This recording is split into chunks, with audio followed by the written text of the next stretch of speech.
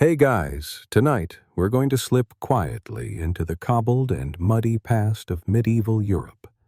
You'll find yourself stretched between two beds, one barely a bed at all, and the other a royal symbol of power, opulence, and surprising discomfort. On one end you're a peasant curled on a sack stuffed with hay that pokes your ribs with every breath. On the other, you're a king reclining on a raised velvet-draped canopy bed flanked by embroidered pillows, except the room smells vaguely of chamber pots and burning beeswax. Your nose twitches first. That's the thing about medieval life, it hits the nostrils before the mind. And as you inhale the earthy scent of a smoke-drenched hut, or the perfumed musk of a royal chamber hiding mildew beneath the velvet, one truth becomes painfully clear. You probably wouldn't survive either life. So before you get comfortable, take a moment to like the video and subscribe, but only if you genuinely enjoy what I do here. And if you're watching this somewhere warm or windy, tell me your local time and where you're tuning in from in the comments. Now dim the lights, maybe turn on a fan for that soft background hum, and let's ease into tonight's journey together. You open your eyes to two mornings, one through a hole in a thatched roof, the other past golden curtains parted by servants. On the peasant side, you shiver. The fire's gone out. The hearth is cold and your bones ache from sleeping directly above damp earth. A rat skitters past your foot. You've got one blanket shared with your wife and 3 children.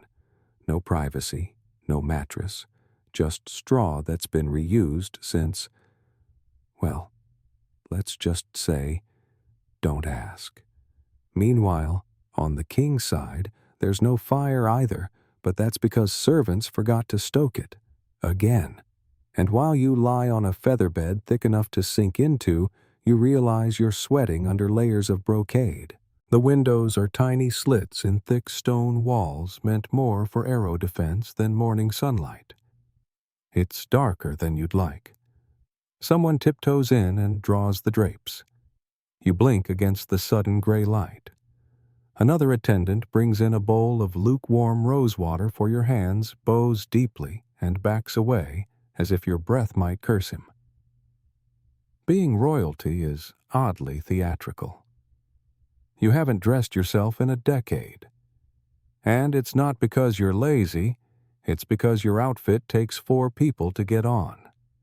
Stockings, padded doublet, undershirt, overcoat, sash, Jules fur. Meanwhile, on the other side of this very unequal Europe, your peasant self throws on the same wool tunic you wore yesterday, and the day before, and quite possibly every day this month. Historians still argue whether peasants actually only owned one set of clothes, or whether that's an exaggeration. But either way, you're not washing much. That tunic smells like goat. Or is that you? And then there's bedding. Let's not romanticize this. The peasant mattress is straw stuffed into a sack. It flattens within weeks. Every creak announces your turn in the night, and if the straw's too old, it might have fleas or mice. Maybe both. Wealthier peasants might add feathers, but those feathers often come from geese you raised and plucked yourself, which means the feathers still have a few unmentionables stuck to them. Now on the royal side, you'd assume the bed's amazing. It's certainly impressive. 4 carved posts, thick velvet hangings to keep in warmth and keep out flies. But you don't actually sleep on the mattress. You lie on layers under sheets, over sheets, padded counterpanes, woolen blankets, maybe even a fur cover, which sounds luxurious. Until you realize you're sweating under 40 pounds of fabric in a room with no ventilation. And the mattress, It's often so stuffed it feels like you're sleeping on a loaf of bread that refuses to compress. Oh, and heaven help you if you need to relieve yourself in the middle of the night. As a peasant, there's a bucket by the door shared by everyone in the home. You pray no one kicked it over in the dark. As a king, you have a close stool, basically an upholstered toilet chair with a chamber pot underneath. But it's in the corner of the room, still within sight, still within smell. Your servants clean it out eventually, but let's just say even royalty has to live with their decisions. The first breath of morning brings sound. On the peasant's side, roosters, pigs, and maybe a coughing neighbor just outside the wattle walls. On the king's end, the bells of the castle chapel toll the hour, and someone begins tuning a lute downstairs. Neither of these wake-up calls is optional. You stretch. Your peasant arms crack with stiffness. You slept curled to conserve heat. You've got splinters in your back from the floor beams under your bedroll. The air smells of damp wool, old onions, and bodies. You wish for something hot to drink, but that'll take time. Firewood and enough clean water to not taste like pond. Meanwhile, as a king, you stretch too, but you don't get up. Your attendants bring your slippers, then your robe. One helps you sit, another offers a cloth to wipe your eyes. You haven't walked barefoot in years. Honestly, you've forgotten what your toes look like. But don't worry, you'll sit for at least another hour before anyone expects movement. Which is fine because sitting up quickly in a medieval castle is a good way to faint. These rooms are cold, very cold. Stone holds no heat, and the fire, though lit, usually gives more smoke than warmth. In fact, if you breathe too deeply, you'll catch the scent of old wine rotting rushes, and maybe whatever your cat dragged in last night. Let's not forget, whether you're a peasant or a king, you're not alone. Medieval privacy is nearly non-existent. Families sleep together. Servants hover nearby. Animals roam in and out. You've got company, always. And though kings live above the world and peasants live beneath it, both sleep under the same stars, even if neither of them ever sees them. You're up now, or at least trying to be. As a peasant, your joints don't love the cold and your back protests from sleeping in a twisted heap on straw that smelled suspiciously like mildew. You rub your eyes with calloused fingers and hope the kids didn't knock over the firewood again. One of them is already outside chasing the family's only chicken, which escaped through a gap in the fence again. You mutter something, half prayer, half complaint, as you stumble toward the hearth. On the king's side, you're not really up so much as being prepared. 2 pages are laying out your garments while a third quietly combs your hair. One servant mumbles the daily schedule. Another brings a soft towel fresh from the castle laundry, slightly damp and still steaming.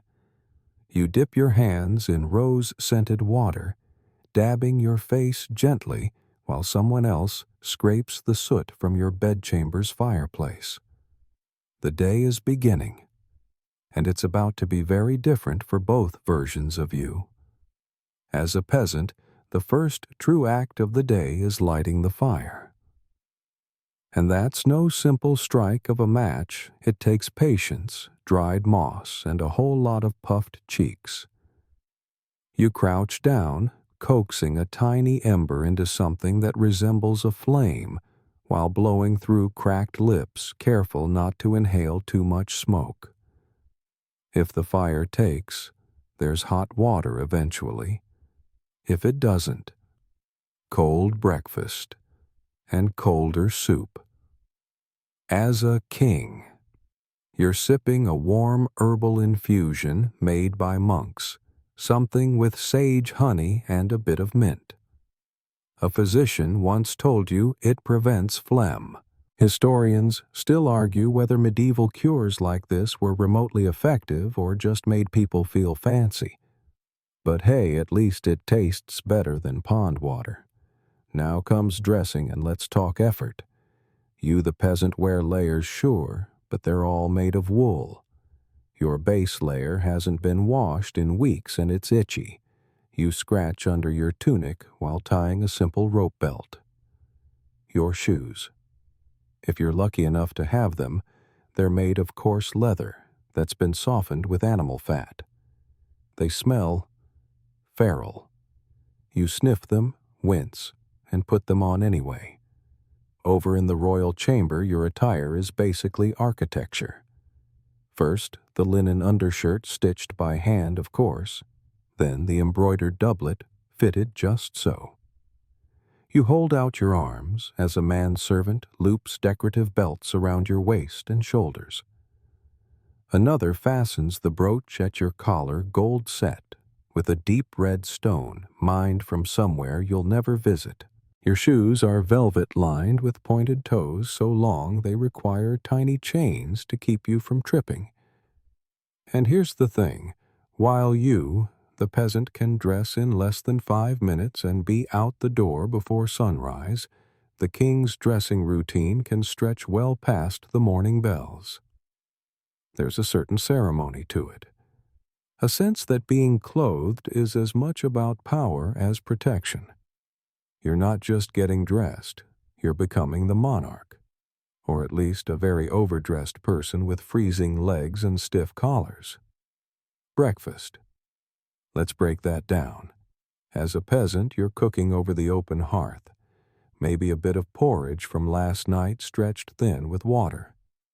You nibble at it while stirring passing bites to your children as they rush to finish chores. You wish there was milk, maybe tomorrow if the cow cooperates. You chew slowly, savoring the slight saltiness, and try not to think about how similar it tastes to yesterday, or the day before. On feast days, maybe there's a bit of cheese, if the mice haven't claimed it. As the king, you're seated finally at a long, narrow table in your private solar. Your food is hot, and someone else prepared it. You don't eat alone, though. Nobles hover. Courtiers linger. You're being watched. Every bite you take becomes a kind of performance. Today, it's soft-boiled eggs, a slab of cured ham, and sweetened bread. Someone brings wine, yes, in the morning, and you wave them off, choosing mead instead. It's light, almost honey-like. Here's a fun tidbit: both peasants and kings drank alcohol for breakfast. Not to party well, not just to party, but because water could make you sick. Fermented drinks were safer even for kids. Just don't overdo it. One too many sips and your royal judgment might declare war on the wrong duke before noon. Time to step outside. As a peasant, you squint against the pale morning light and grab a hoe. You're headed to the fields, maybe your own if you're lucky, or the Lord's if you're not. The soil is thick and sticky, like it's clinging to its own misery. You trudge in silence, your boots sinking every few steps. The birds are chirping, but they're not singing for you. They're warning the worms. As a king, you descend the wide stone stairs flanked by guards. You step into a courtyard where your nobleman awaits, smiling with teeth that hint more at politics than pleasure. You mount a horse not to ride far but to be seen riding. Appearances matter. You adjust your gloves. A falconer approaches, offering you a bird with piercing eyes and sharp talons. You nod, pretend to care, and whisper to the hawk, "Wish I were a peasant." Just kidding. You don't say that. Still, one wonders. Historians still debate how often kings longed for simpler lives, or if that's just a modern romantic myth. Either way, by mid-morning you're buried in matters of state meetings with barons and complaints about taxes or invading neighbors. You sip more mead. You listen. You pretend not to fall asleep during yet another land dispute involving two cousins and a stolen cow. Meanwhile, you, the peasant, are actively chasing that stolen cow. Your neighbor's animal broke the fence again and is trampling your onion patch. You curse, trip in the mud, and try to shoo it off with a stick. This is your day. This is your life. And somehow, this is normal. The sun continues to rise indifferent to titles or tired feet. And whether you rule from a stone tower or sweat in a furrowed field, you're only just getting started. By now, the sun is fully awake, even if you're not. Mid-morning settles over medieval Europe like a woolen blanket, scratchy, itchy, and not nearly warm enough. As a peasant, you're already hours into your labor. Your back is bent. Your legs burn, and the earth refuses to cooperate. The field is patchy from last season's frost, and your wooden plow, if you even own one, is more of a suggestion than a tool. The ox you're guiding is moody and distracted. You'd swap places with it if you could, though to be fair, the ox probably thinks the same about you. Your fingers are red from cold. Your breath puffs little clouds as you bend to pull weeds by hand. Dirt gets in your nails and your mouth somehow, even in your ears. The smell of damp soil is overpowering, musky and rich. It sticks to you. It becomes you. Meanwhile, on the royal end of the world, you, the king, are listening. Again. This time to an advisor drone on about grain tithes. Your feet are falling asleep beneath the council table. One of your nobles has brought a scribe to draw a new map of your realm, a piece of art that bears absolutely zero resemblance to actual geography. It looks like a confused jellyfish in a crown. Someone coughs. Someone else suggests raising taxes. You don't sigh aloud, but your soul does. You stare out the narrow window and think about hunting. Or maybe falconry. Or perhaps building a bigger fountain in the courtyard. Anything to avoid another hour of people arguing about how many pigs the bishop should be allowed to keep on royal pasture. Let's not pretend this part of kingship is glamorous. Most of the job is management, delegating, maintaining power without looking like you're clinging to it. And often it's dull, painfully so. Back in the village, things are livelier, not in a good way. You, the peasant, have stepped away from your field only to find the local reeve has shown up. He's here to count. Tithes, grain, labor hours, you name it. He's got a ledger, sort of, and an attitude. He smells faintly of ale and authority. Looks like you're short on barley, he mutters. You know what's coming. A fine. Maybe labor owed, or worse gossip. The reeve tells the steward. The steward tells the lord, and before you know it, you're summoned for questioning like you've stolen the crown jewels instead of just run out of seed. Historians still argue whether medieval peasants were truly as downtrodden as we imagine, or if later sources exaggerated their misery. But in this moment, with your hand covered in blisters and your barley yield being weighed like your soul, it's hard not to feel a little crushed. Now imagine you're back in the castle. As king, you've escaped the meeting. Finally. You're outside in the gardens, walking beneath apple trees, not yet in bloom. A servant offers you a slice of fresh pear soaked in wine. It's juicy and sweet, and for a moment, all feels right. But then comes another noble, red-faced and panting, with news from the border. Someone's stolen cattle, or set fire to a barn, or insulted your mother in a tavern song. You roll your eyes. War again. Not today. But you must pretend to care, even if you don't, even if you'd rather be fishing. Speaking of which, as a peasant, you're now at the river, trying to catch something, anything, even a frog would do. You've tied a bit of string to a stick and dropped it in with hope, not skill. You watch the ripples and wonder if nobles even know what fish look like before they're cooked. The answer? Probably not. A fun fringe tidbit here: some nobles believed certain fish had magical properties like carp that could cure melancholy, or eels that whispered secrets. Did kings believe that? Maybe.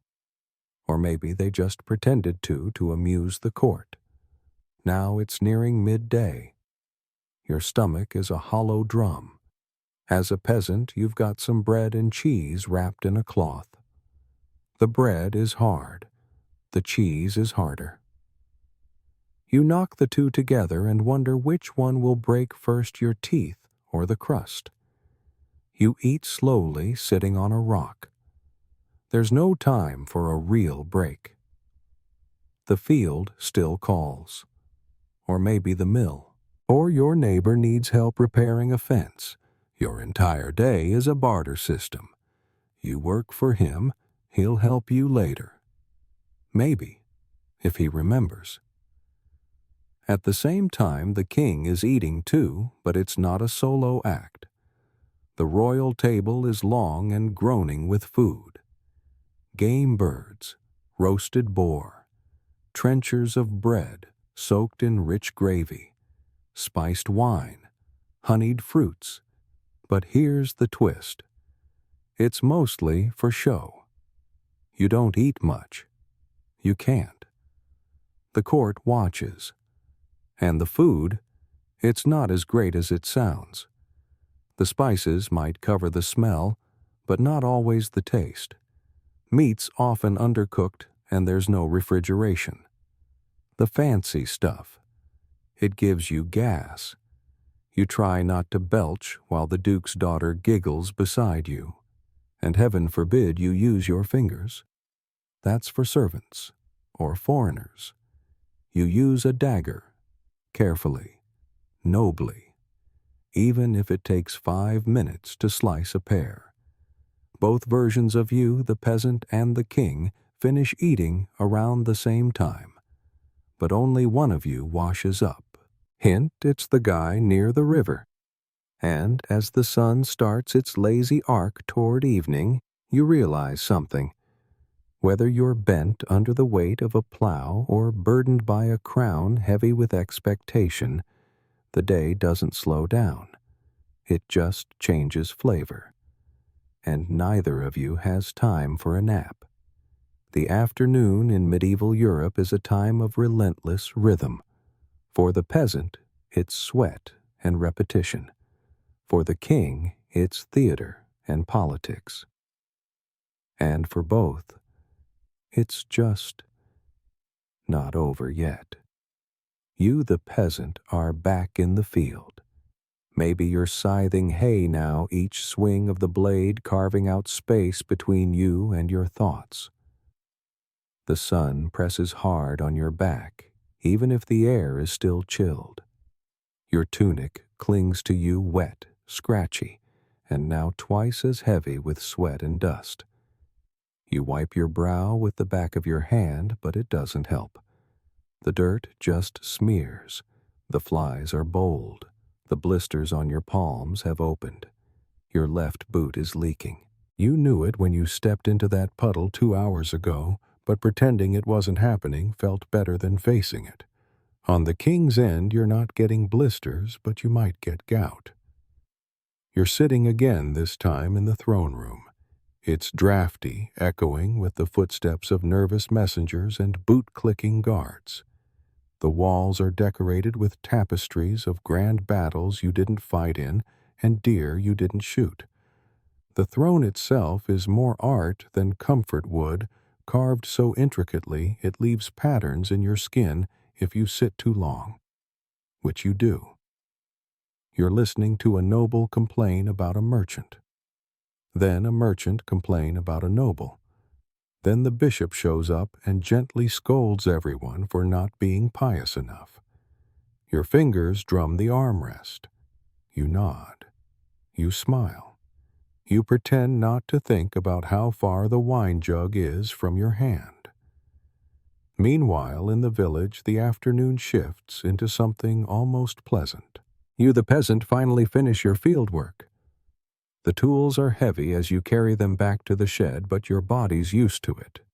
Too used to it. You wonder sometimes if you were born already tired. You stop by the well. Your back pops as you bend to lower the bucket. The water splashes cool on your face. It feels almost luxurious. You drink straight from your palms, and for a moment you feel something like peace. Just don't look up too long. You'll spot the dark clouds building, and your roof hasn't been patched since last autumn.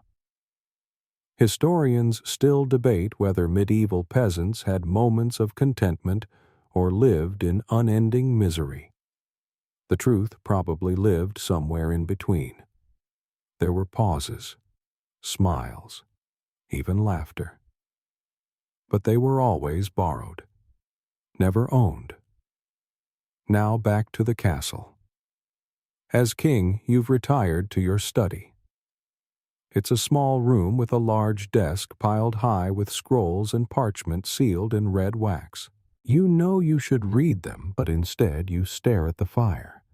Not directly, just enough to make it look like you're thinking. A clerk asks if you'd like to hear the latest poem written in your honor. You hesitate, then agree. He clears his throat. The poem is long, painfully long. It rhymes sometimes. It compares you to the sun, the moon, and once to a lion swaddled in silk. You try not to wince. You've heard worse. You give him a coin. He bows so deeply, his hat falls off. In the village, there are no poems about you. You're busy mending the gate to your animal pen. The wood splintered again, maybe during the last windstorm. You hammer new pegs into the frame, your fingers numb from cold. Your youngest brings you a bundle of reeds giggling. You smile. For a moment, your aches soften. You ruffle his hair, then send him off before he trips over the chicken again. Inside the castle, preparations for supper begin. It's not just a meal, it's a performance. The cooks in the lower kitchens shout over boiling pots. Feathers fly as birds are plucked, and someone just dropped a wheel of cheese the size of a toddler. A mild panic breaks out. You won't hear any of this. You're too busy choosing which robe to wear. Do you want to appear intimidating, scholarly, approachable, but powerful? That one's tricky. You settle on velvet, deep blue, with a silver clasp shaped like a wolf's head. Regal, mysterious, a little itchy. You'll enter the dining hall last, of course. Everyone will stand. A bard might play a lute as you enter. That's the idea anyway. He once missed his cue and played the wrong tune. You had him reassigned to stable duty. The horses enjoyed it. As a peasant, you eat when the work is done. No bard, no velvet, just a wooden bowl, some black bread, and maybe a stew if you were clever with leftovers. It's not bad. You flavor it with salt and wild herbs. If you're lucky, there's a bit of meat from the rabbit snare. If not cabbage again. There's no table. Everyone eats around the fire. Knees drawn up. Bread passed hand to hand. Kids slurp loudly. Someone spills something. No one minds. You all laugh. Even the baby gets a piece to gum. It's messy. It's noisy. It's good. The king's dinner, on the other hand, is very quiet. Conversations are muted, paused often for toasts or sudden proclamations. Someone reads a passage from a book. Someone else mispronounces half the words. You pretend not to notice. You pick at a pigeon pie. The crust is heavy. The filling is rich, maybe too rich. You sip wine. Too sweet. You wish it were just a little cooler in here. You signal for more bread. It arrives shaped like a swan. You break its neck off gently. The sun dips below the horizon. Torches are lit. The day isn't quite over, but it's winding down. You, the peasant, lean against the doorway of your home, watching the sky blush orange and then fade to gray. Your body hurts, but it's a familiar pain, the kind that means you survived. Again. You, the king, rise from your feast, the murmurs of courtiers trailing behind you. You nod. Smile. Exit with grace. And somewhere between one thatched roof and one gilded ceiling you wonder, was it all worth it? Evening settles like a wool cloak over medieval Europe, heavy, uneven, and fraying at the edges. It's a time for quiet routines and careful light. The sun may have disappeared, but your duties haven't. You, the peasant, have just returned inside the smell of the outdoors, still clinging to your clothes, damp grass, smoke, and the unmistakable scent of livestock. Your boots thud against the earthen floor as you kneel to stir the coals, trying to coax one last flame from the ashes. The room is dim, lit only by the orange glow of the hearth and the occasional flicker from a cheap tallow candle. The children huddle nearby, rubbing their eyes and arguing over a scrap of linen. Your spouse ladles out what's left of the stew, a thin broth that somehow smells more comforting now than it did at midday. Your body aches, your mind buzzes, but the warmth seeps in slowly. You take a breath. Now glance across the divide. As the king, you've left the dining hall and entered your private chambers. 2 guards stand outside the door, unmoving. Inside, a valet helps you unfasten the belt from your robe while another brings a polished basin of water. You dip your hands in rose-scented again, of course, and rub away the grease of pigeon pie and courtly patience. You remove your outer garments piece by piece, standing tall as servants fuss with hangers and folding cloth with exacting precision. Your nightgown, if you can call it that, is made from linen softer than anything a peasant's hands will ever touch. You slide into it and stretch, half expecting a harp to play when you do.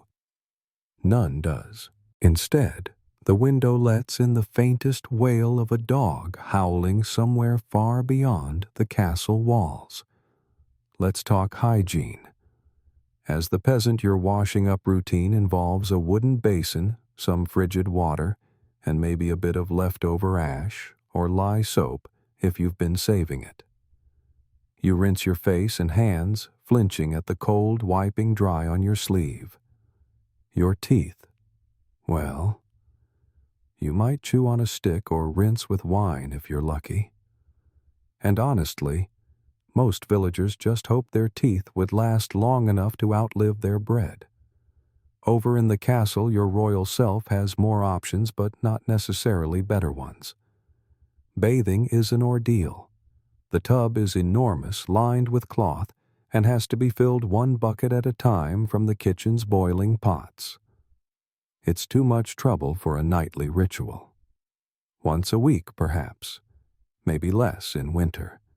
But tonight, you do splash your face and hands, maybe a dab of oil on the temples. Lavender, perhaps. Historians still argue how often royalty actually bathed. Some records suggest once a month was considered excessive. Others hint that kings kept perfumed cloths tucked into their sleeves to hide the smell. Whatever the truth tonight, you just settle for a splash and call it divine. In the village, the hearth embers now glow low. The children are asleep, or at least pretending. You've told them the same story 3 times each time, with a slightly different ending depending on your mood. Tonight, the knight defeats the dragon and brings back a sheep instead of gold. There's laughter. Then quiet. You lie beside your family on the shared straw bed. There's not much space, but there's something grounding about it. The sounds of breathing, the occasional sleepy sigh. Outside, the wind brushes against the walls. The thatch above your head rustles. The room smells of stew and smoke. It's not bad. It's home. Meanwhile, as king, you're still awake, sitting in your chair by the fire, a goblet in hand. The court is silent now. The halls are still. You glance toward a thick leather-bound book brought to you earlier, a new translation of Aristotle, perhaps. You open it, read one sentence, then close it again.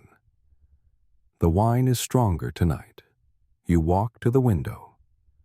Below, the torchlights of the castle courtyard flicker like fireflies. You can't see the village, but you know it's there. Somewhere beyond the trees, beyond the walls, where peasants are already asleep, snoring and dreaming of warmer days, maybe. And you're not quite ready to sleep. Not yet. Because kings, despite all their robes and rings and responsibilities, are still people. And when the walls are silent and the fire burns low, even kings remember things they'd rather forget. A mistake made in council, a letter you never answered, a child's face, a promise broken to a queen long buried.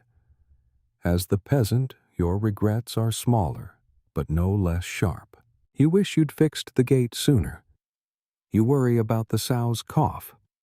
You wonder if your oldest son will return from the distant manor he now serves. He's almost a man, and yet you still see the boy who used to chase frogs through the stream.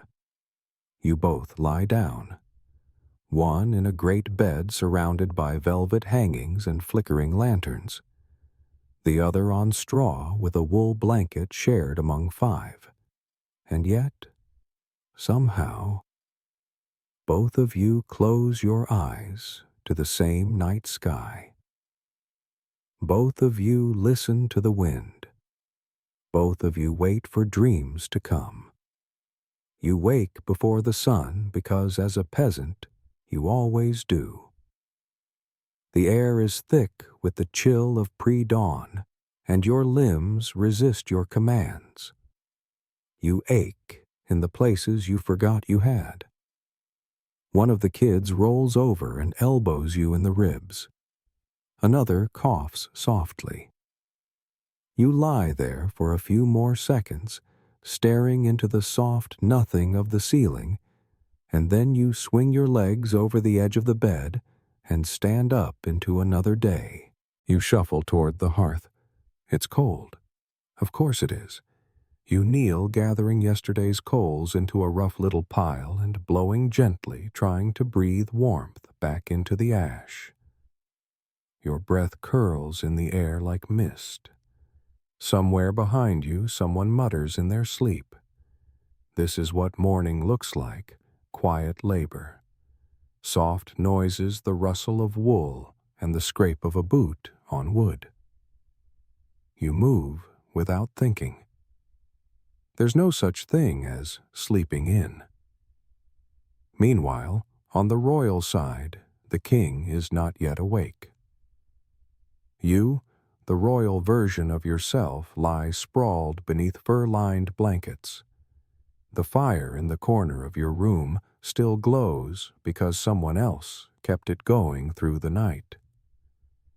The faint smell of pine smoke lingers in the air, mixed with the beeswax of expensive candles and the faint trace of lavender oil rubbed into the linens. Soon the chamberlain will knock softly and begin the ritual of waking you. But for now, you rest. And it's quiet. Suspiciously quiet. But let's not confuse luxury with ease, because when you do wake, it's not to comfort, it's to obligation. Back in the village, you've started your chores. You lift the chicken coop door and scatter feed with numb fingers. The hens cluck feathers puffed against the cold. One of them pecks at your boot. You mutter something less than holy and move on. Water is next. The well bucket creaks as it descends. You tug it back up, arms shaking, then carry it carefully across the yard. One misstep, and the whole thing tips, and you're not about to start over again. Inside, your spouse prepares a morning meal. If there's enough flour, maybe flatbread. If not, it's gruel. You eat standing up food still warm in your mouth as you gather your tools. Meanwhile, your royal self is upright now. Barely. You sit in a padded chair while two servants gently comb your hair and another selects today's attire based on nothing less than the stars your mood, and which foreign dignitary might show up uninvited. Today it's ceremonial robes, gold-trimmed, thick, completely unbreathable. You glance at yourself in the polished bronze mirror and sigh. You look like a saint carved into a cathedral wall, and not the fun kind. The council meeting awaits. You pass through stone hallways, your steps echoing ahead of you. Guards bow. Nobles glance. Pages scamper out of the way. You are the center of a small, tense solar system. And that perhaps is the hidden burden of kingship. Everyone's watching you, but no one knows you. As a peasant, your world is smaller, tighter, more physical, but not necessarily easier. You're walking the perimeter of your field now. The fences need repair. A storm snapped part of the top rail. Again, you pick through the scraps of wood, hoping there's enough to mend it without needing to trade for more. You've already used your good nails. What's left is rusty bent, like most things in this life. But the rhythm of the work is familiar. There's comfort in it. Historians still argue whether peasants found joy in their labor or if it was all unending drudgery. The truth lies somewhere in the rhythm when the work is hard, but the outcome is yours. It changes the weight. At the palace, your council chamber smells of parchment and tension. The steward is arguing with the bishop about land again. Someone brings up grain shortages. Someone else suggests raising tolls. You stare at a map of your kingdom. It's mostly green ink with little animals drawn where forests and villages should be. It looks quaint. It's not. You nod, offer decrees, and sign 3 documents you don't have time to read. Then you excuse yourself before your brain caves in. You wander the gardens. They're manicured, of course. Perfect hedges, sculpted fountains, imported roses in neat little rows. But you find yourself drawn to the greenhouse. Inside it's warm and damp, smells like earth, like something real. A gardener bows deeply as you pass.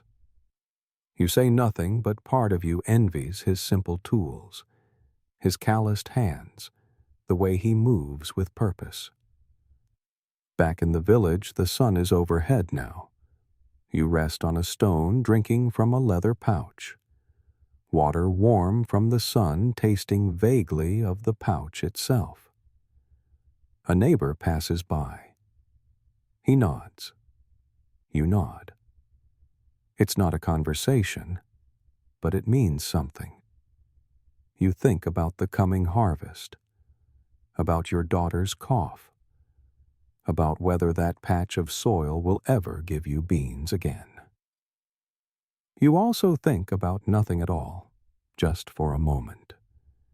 That's the beauty of peasant life in its rarest form, when the day slows and the land is quiet and no one is watching you. You are no king, but at least your thoughts are your own. Back in the castle, your royal mind is anything but free. The ambassador from the neighboring duchy has arrived early. He's wearing silk and smells like cloves. He smiles too much. He wants something. They always do. You host him in the solar.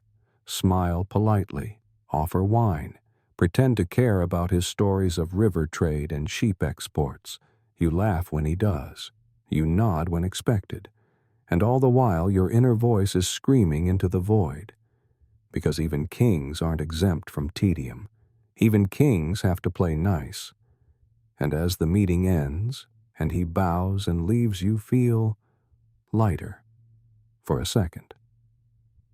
Then comes the news from the frontier. A skirmish. 2 dead.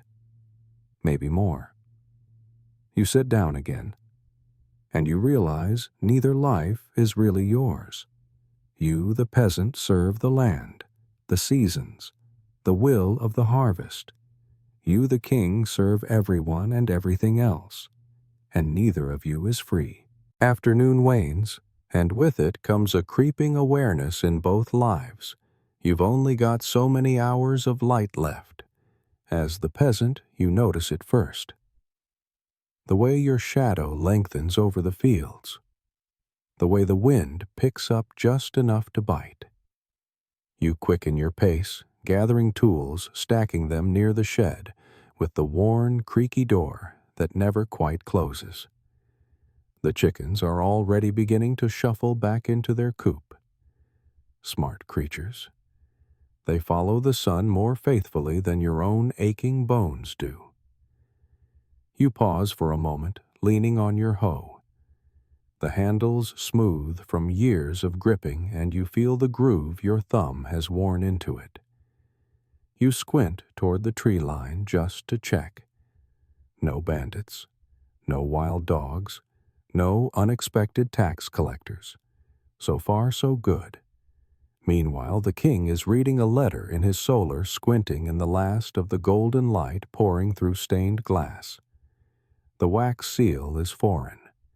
The handwriting is flowery. It's from a noble cousin you barely remember requesting funds for something vague and self-important. You sigh, set it down, and make a mental note to ignore it until someone more responsible decides what to do. You rise from your cushioned chair, stretch gently, and walk toward the window. The gardens glow the hedges, casting neat lines of shadow. The torches haven't been lit yet. Everything's golden like the inside of a chalice. But it won't last. Twilight in the castle is beautiful, but it also makes you restless. In the village, your peasant self is beginning to prep the animals for the night. You toss hay into the pen, check the latch on the gate. The goat bleats at you like it has something important to say. You nod solemnly back. It's not a conversation, but somehow it feels respectful. You duck into the house just as the cold slips under the door. Your spouse is already kneading dough for tomorrow's bread. The kids are stacking kindling by the hearth. There's a kind of rhythm to it.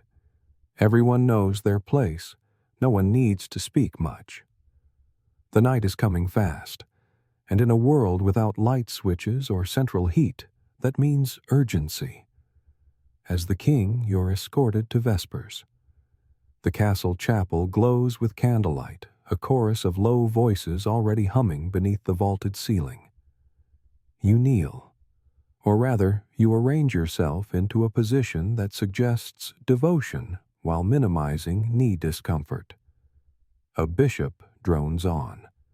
Something about humility, something about sin. You nod at the right places. Your thoughts wander to the border, to the ambassador, to your aching back, and to whether anyone really believes all of this. Historians still argue whether kings were truly devout or whether they just performed piety for political reasons. Perhaps both were true. Faith was a currency just like gold, land, and heirs. You traded it for favor, forgiveness, and legacy. Back in the village, faith is simpler, harsher, more superstitious. You, the peasant, whisper a prayer to Saint Isidore as you close the shutters. You light a stub of candle near the hearth, careful not to waste wax. The smoke curls upward, then sideways. You frown. A crooked curl like that. Some say it means spirits are near. Others say it just means you sealed the window poorly. The stew reheats. The smell fills the one-room house again. Your middle child brings you a bowl, cradling it like treasure. You smile. Take it. Eat slowly.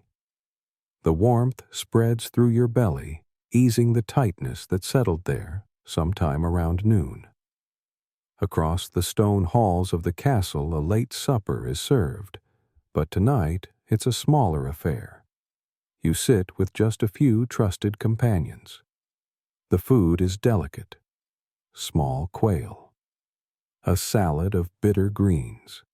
Honeyed dates that stick to your teeth. A lute player hums softly in the corner, fingers nimble on the strings. You pretend to enjoy it. But your eyes keep drifting to the hearth. You want fire, not flute. Stillness, not ceremony. As a peasant, you get stillness in abundance. After supper, there's nothing to do but sit. The fire flickers. The wind hums outside. Your youngest has fallen asleep beside the dog. Your spouse mends a tear in someone's tunic. You close your eyes for just a second and almost drift off. Almost. Then someone knocks. Your neighbor needing help with a calf. You groan, pull yourself upright, and grab your cloak. Duty calls even after dark, especially after dark. The king is also interrupted. A messenger cloaked in mud and urgency is led into the chamber. He bows low breath, steaming in the air. There's news from the coast. Pirates again, or smugglers, or maybe just a false alarm. Either way, it's your decision now. Another meeting must be arranged. Another scroll sealed and sent. You're tired. But kings don't sleep until everything is settled, or until they pretend it is. Back in the village, you return from the barn mud on your knees, straw in your beard. The calf is fine. You rub your shoulder where it twisted too sharply. Inside, your family is asleep. The fire's nearly out. You tiptoe in, remove your boots, and lie down beside them. The warmth of bodies is better than blankets. In the castle, you also lie down. The sheets are crisp. The mattress sighs beneath you.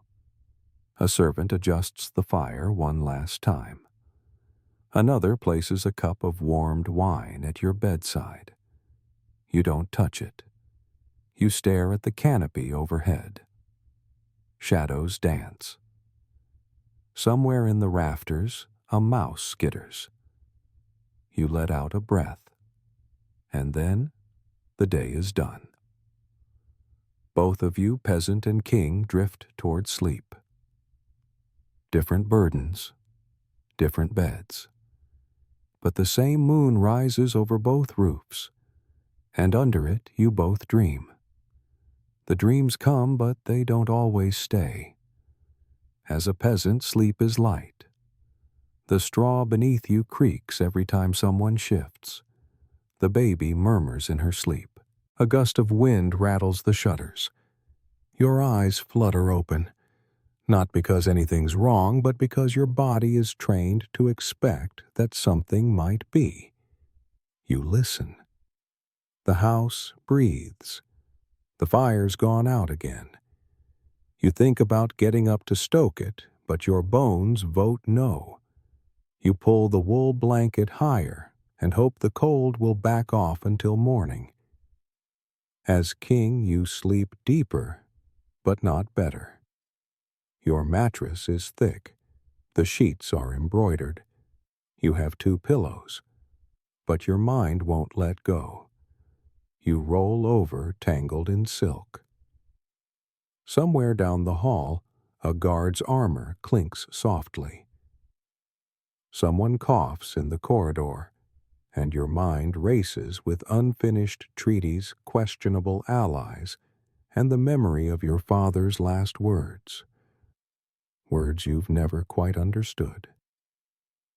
There's a dream, a garden, maybe. A child's laugh. Then it's gone. Morning comes again. You, the peasant, wake up with the sunrise. Your eyes open to the same ceiling beams, the same patch of thatch you always mean to fix. You stretch your muscles protesting. It's cold. Always cold. You light the fire this time faster, more practiced. You've done it so many times you can do it half asleep. You step outside and breathe deep. The frost is crisp beneath your boots. The sky is gray, promising rain or worse. Another day of work, but at least you're alive. That counts for something. As king, you wake to the sound of footsteps, soft, rehearsed. A valet stands quietly nearby, waiting for you to stir. The fire is already blazing. Your chamber is warm, but you feel hollow. Tired in a way no sleep can fix. You sit up. Someone brings your robe. Another brings water for washing. The morning ritual begins again. Dressing, brushing, preparing. You try to focus, but your mind drifts back to the dream. You almost remember it. Something about a stream. And freedom. In the village, you're feeding the chickens.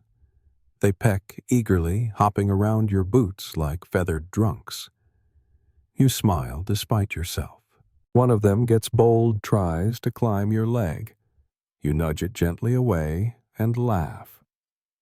A laugh. Real. Unplanned. It echoes in the quiet morning like a secret. You feel it just for a moment, joy. Meanwhile, the king is already reading reports. The steward hands you a scroll. More tax complaints. You nod, pretending to read. Then a servant hands you a letter sealed in green wax. Foreign, delicate. From someone who once called you a friend long before crowns and thrones and complicated alliances. You don't open it right away. Instead, you glance out the narrow window. The sun is still low. You can see the tops of the trees. You wonder how long it's been since you walked among them. No guards, no audience. Just walked. Historians still argue whether medieval kings were lonely or simply surrounded by the wrong kind of company. Either way, the result was the same: too many eyes, not enough truth. And peasants. Their loneliness was different. Not from lack of people, but from being unheard. You, the peasant, are now at the village center. There's a notice being nailed to the church door. You don't read, but you recognize the seal. Another royal proclamation. Another edict that'll trickle down to your life like water through a leaky roof. It might change everything. Or nothing. Depends on who enforces it. You nod at the others. No one speaks. They just read or pretend to and move on. Meanwhile, the royal you is issuing that very proclamation. Something about grazing rights, or debt forgiveness, or a festival tax. You don't remember the details, but you sign it. Because that's what you do. You sign. You seal. You nod. And the world changes a little somewhere far away. Back in the village, you're helping a neighbor repair his fence. Again. It blew down in the night. Again. You hold the wood while he hammers. Neither of you says much, but there's comfort in the quiet. A shared purpose. A break from your own chores. There's no coin exchanged, just a nod, a promise to help you with the cartwheel next week. That's how it works. The invisible economy of the poor trust, sweat, and time. At the castle, you're reviewing the menu for the next feast. A visiting lord is arriving soon, and expectations are high. You glance at the list: roasted swan almond custard, gilded fruit. Your stomach turns. It all feels so artificial. You request something simpler. The cooks panic. You settle for fish. That afternoon, as a peasant, you're by the stream, filling barrels, washing tools. Your reflection stares back at you, older than you expected, more tired. But there's clarity in it. Your hands are strong. Your eyes are steady. A frog hops across the stones. You smile again. That's twice today. A record. As the king, you meet with an artist painting your portrait. He asks you to tilt your chin slightly. You obey. He compliments your jawline. You say nothing. The brush glides over the canvas. You're immortalized again in colors you didn't choose.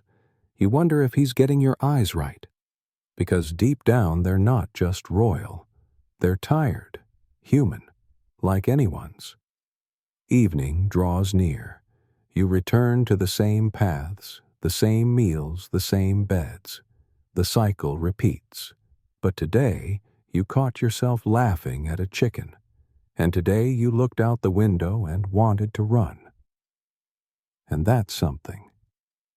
The days begin to blur now, don't they?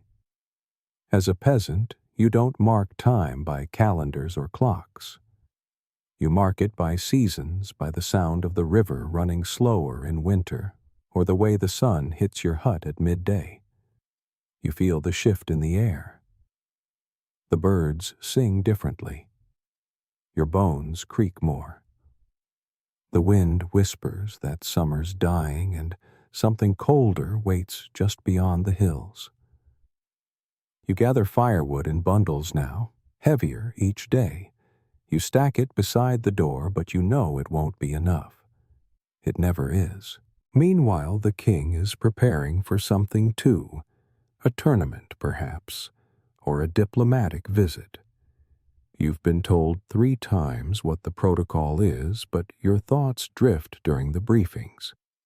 You're tired of protocol, of speeches and feasts and carefully chosen words. You'd trade your embroidered gloves for an afternoon of silence and real dirt beneath your fingernails. But kings don't get to dig. In the village, you walk through rows of drying herbs strung from the ceiling. You sniff rosemary, thyme, and the last of the lavender. These aren't luxuries, they're medicine. Or at least you hope they are. Your youngest has a cough that won't go away and you've already used up the good honey. You chew a root someone said helps. It doesn't. As king, you too have a healer, but yours wears silk and carries a pouch of powders from the east. He speaks in long Latin words and insists on bloodletting. You pretend to believe him. He applies a leech to your forearm. You don't flinch, but inside you wonder if it's the smartest thing you've ever done or the dumbest. Historians still argue whether medieval medicine helped or hurt more often. Between the leech's charm prayers and occasional accidental poisoning, it's a fair debate. Your royal meal is brought in while you're still bleeding into a bowl. You wave it away.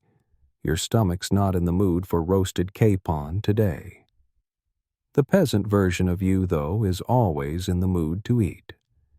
You pull what's left of the turnips from the ground, rubbing dirt off on your sleeves. Tonight it'll be a stew again, but this time with a little salted pork left over from last week's market. You hold the strip of meat like it's gold. You wonder if you should save it. Then your stomach answers for you. The fire crackles as the stew simmers. Your spouse hums an old song, wordless but familiar. The children sit cross-legged, sharpening sticks, playing quietly. It's peaceful in the way that only exhaustion can be. Every breath you take feels earned. At the castle, preparations for the tournament continue. Flags are being sewn. Squires are polishing armor. Horses are being fed better meals than half your kingdom. A musician rehearses near the courtyard. You pause on the balcony, watching. The world looks orderly from here, manageable, beautiful even. But then someone stumbles, drops a helm, and the illusion shatters. The clang echoes too loudly. You flinch. Maybe you're more fragile than you thought. You go inside. The castle steward brings news a nobleman's son has insulted a visiting envoy. You'll have to smooth it over with a gift, maybe a hawk, or a horse, or a small tract of land you didn't plan on giving away. You sigh, nod, agree. You always do. Back in the village, the cows are restless. One of them kicks the pail during milking, soaking your leg. You curse under your breath. The old woman across the lane chuckles. She's missing half her teeth, but not her wit. That cow's got better aim than the archers at the fair, she says. You laugh. Genuinely. That makes 3 today. You're on a roll. You finish your chores just as the sun dips low. The sky turns a bruised purple. It'll be cold tonight. You close the shutters, double-check the door. The wind has a sharp edge. Autumn is almost gone. Winter comes fast in these parts. As king, you dress for the evening. Not for sleep, no, not yet, but for court. A late gathering. Formal, of course. You wear a velvet tunic so stiff it feels like armor. Gold clasps. A cloak that drags slightly on the stairs. You wish you could skip it, just once. But everyone will be there, watching, weighing your mood, waiting for a word, a glance, a raised eyebrow. Power is a performance, and tonight you are the actor. At court, someone sings. Another recites a poem. A third juggles knives while balancing on a barrel. You smile. You clap. You forget the names of everyone performing. You excuse yourself early. In the village, the fire is low. The stew is gone. The children sleep. Your spouse sits beside you darning socks by firelight. You don't speak. You just sit. And in that quiet, there's a kind of holiness no cathedral can replicate. You glance at your hands, rough, dirty, real. The king in his bedchamber does the same. Yours are clean, the nails trimmed, but the skin beneath feels stretched thin, like a glove holding too many expectations. You turn out the lantern, lie in the dark, and somewhere out in the fields, miles away, a peasant just like you closes his eyes. Different lives, but the same night. By now, you know the rhythm. Whether you rise to a rooster's call or the soft knock of a steward at your door, the mornings no longer surprise you. They simply arrive, like letters you didn't ask for. As the peasant, you're up with the sky still pale. You swing your legs off the straw pallet toes, meeting the chill-packed dirt floor. Your back groans. Your knees crackle. But you move. You always do. There's bread to bake, livestock to feed, and soil to turn. The coals from last night are still faintly warm. You kneel beside them, coaxing life into flame with nothing but breath and the hope it'll catch. Your hands are blistered from yesterday's work, and one thumbnail is black from a misplaced hammer strike. You flex your fingers and whisper through gritted teeth. It helps.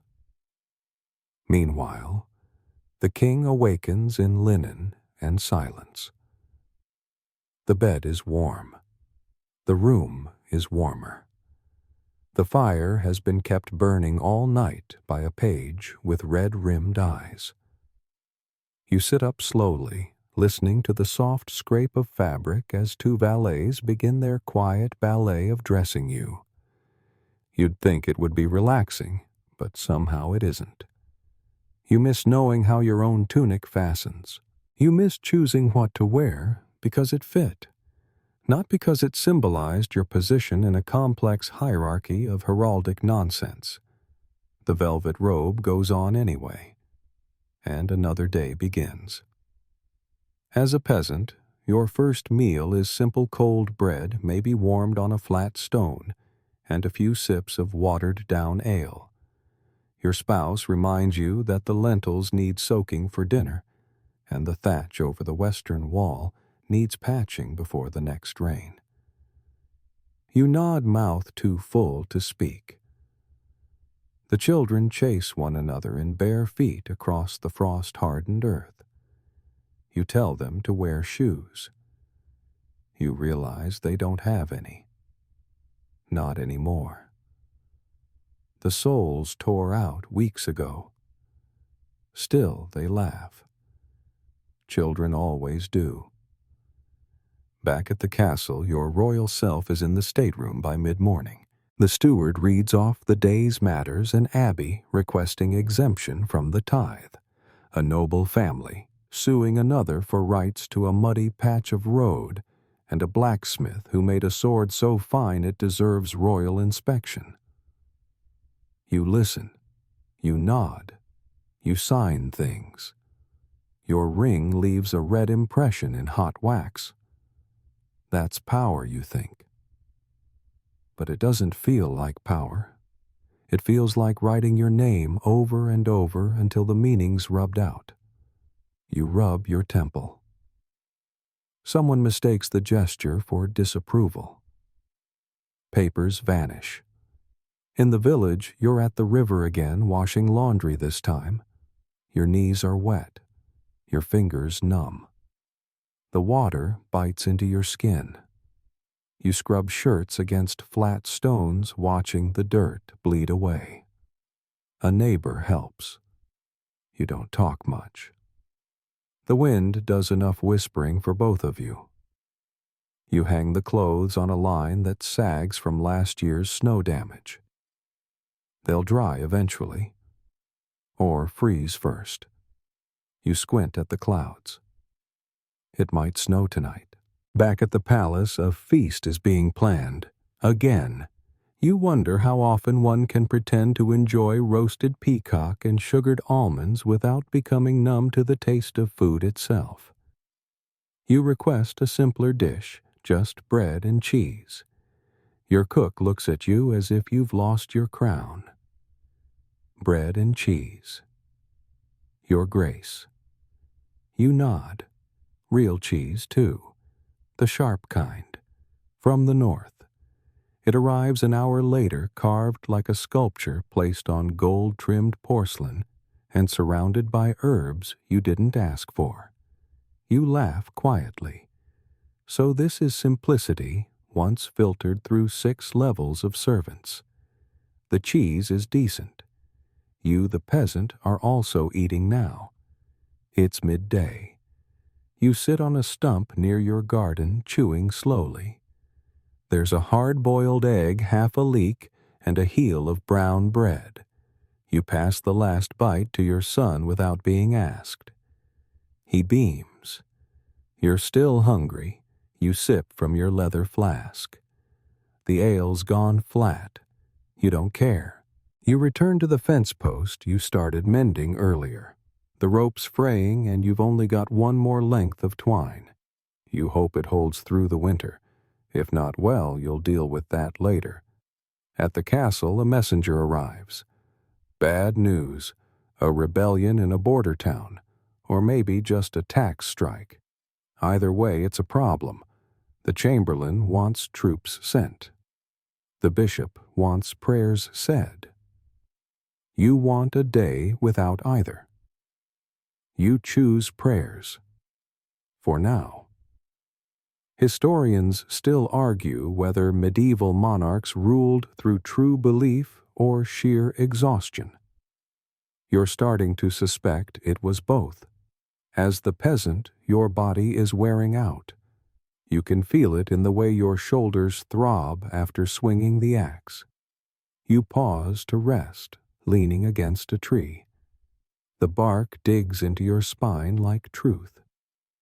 You remember your father who used to stand just like this. You remember the way he'd crack his knuckles and say, "The land takes, but the land gives." You wait to feel the giving part. As the king, you sit in a tower chamber, the highest one just before dusk. From here, you can see for miles. The rooftops of the castle, the woods beyond, and if you squint, yes, the village far below. A single thread of smoke winds from one cottage's chimney. You wonder whose. The servant beside you speaks, something about tomorrow's event. You raise your hand. Enough. Just for a moment. The silence is a balm. The sun slides behind a hill. The sky goes lavender. And for once, both you and the peasant breathe at the same pace. 2 lives, 1 sunset. Night doesn't ask permission in medieval Europe, it just arrives. Quick and absolute. As the peasant, you feel it first in your fingertips. The air loses its gentleness. The warmth slips out of the soil. The light fades fast, and suddenly the world around you no longer feels open. It shrinks into shadows. You gather the last of your tools, tuck them beneath the eaves, and pull your cloak tighter across your shoulders. The chickens have roosted. The dog is curled up near the hearth, and your back reminds you again that you're not 20 anymore. Inside the hut, the fire sputters to life as you feed it with thin kindling. You sit on a stool so low your knees nearly touch your chin, slowly rubbing your hands together. Your spouse hands you a bowl barley stew tonight, thicker than usual. That means you had a good day, or at least not a terrible one. Outside, the sky darkens into velvet and stars begin to press through the black. At the castle, your royal self is being undressed by firelight. Not scandalously, just formally, ceremonially. Each layer of your attire is removed by hands that aren't yours. The rings, the belt, the robe, the chain. Your shoulders sigh under the freedom. You step into soft slippers and cross to the large hearth. The flames dance in the polished stone, casting long shadows behind the furniture. The room smells like wine dust and pine resin. You sit alone now, no councils, no musicians, just a goblet of watered wine and a scroll you don't intend to read. Somewhere down in the village, a baby cries. You can't hear it, of course, but the sound exists.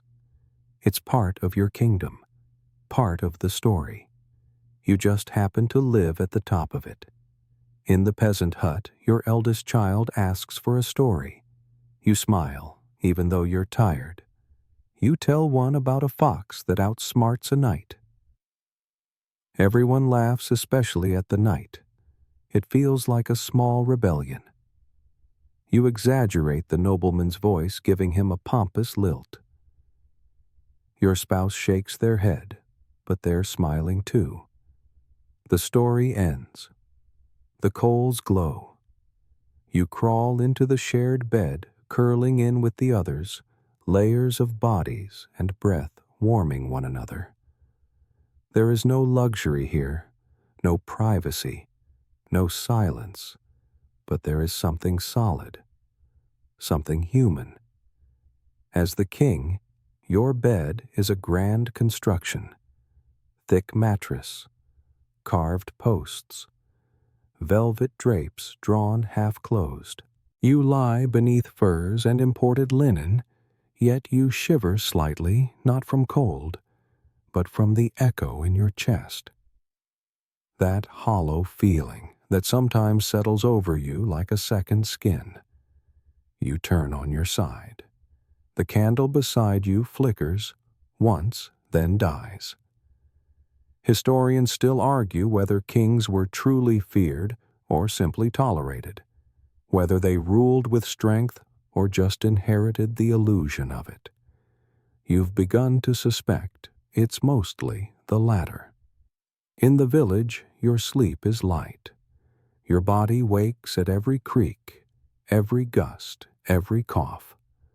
But when you do sleep, you dream deeply. Of warm summers, good harvests, and laughter by firelight. You dream of peace, however small. In the castle, your sleep is heavier, drugged slightly by wine and exhaustion.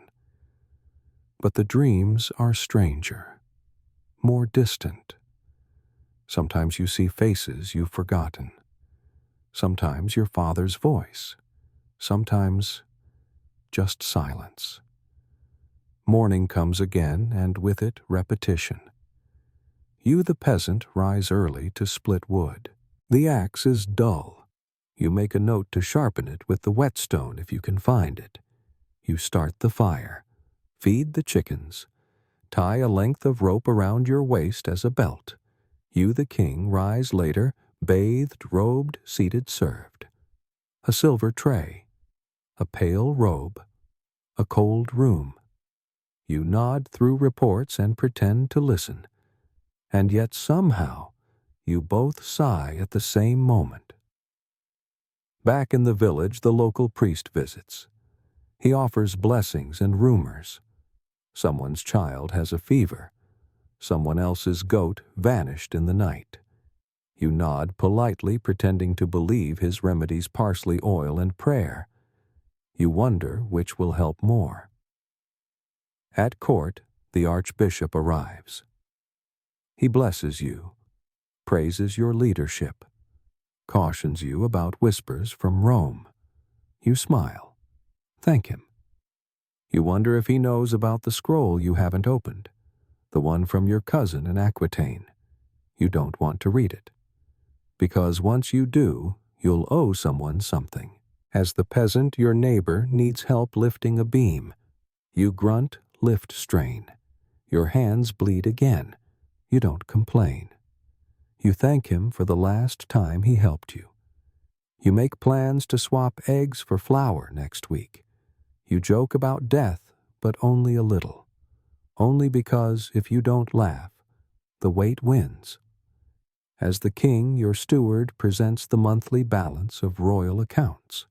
Numbers, taxes, tariffs. You pretend to care.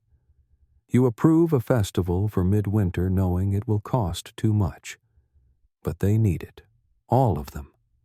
Even you. Even kings need distraction. The day ends as it always does. The peasant walks home, mud on boots, wind in his teeth. The king walks into silence, thoughts tangled like thorny vines. The fire crackles in both homes. Bread is broken. Wine is sipped. Heads are bowed. And across the distance between crown and callus, night comes down like mercy. Morning again. But this time it's different. The first frost of the season has settled, a delicate sheet of white dusts, the world quieting footsteps and chilling fingertips. As a peasant, you open your eyes and see your own breath in the air. Your family sleeps beside you, bundled like firewood under wool blankets and patched cloaks. The hearth is dead. The coals are cold. You hesitate just a moment before climbing out from the warmth, because you know what's coming. The floor is bitter beneath your feet. You shiver into motion. Knees cracking, hands raw, you gather the kindling you stacked weeks ago. You promised yourself you'd split more, but other tasks got in the way. They always do.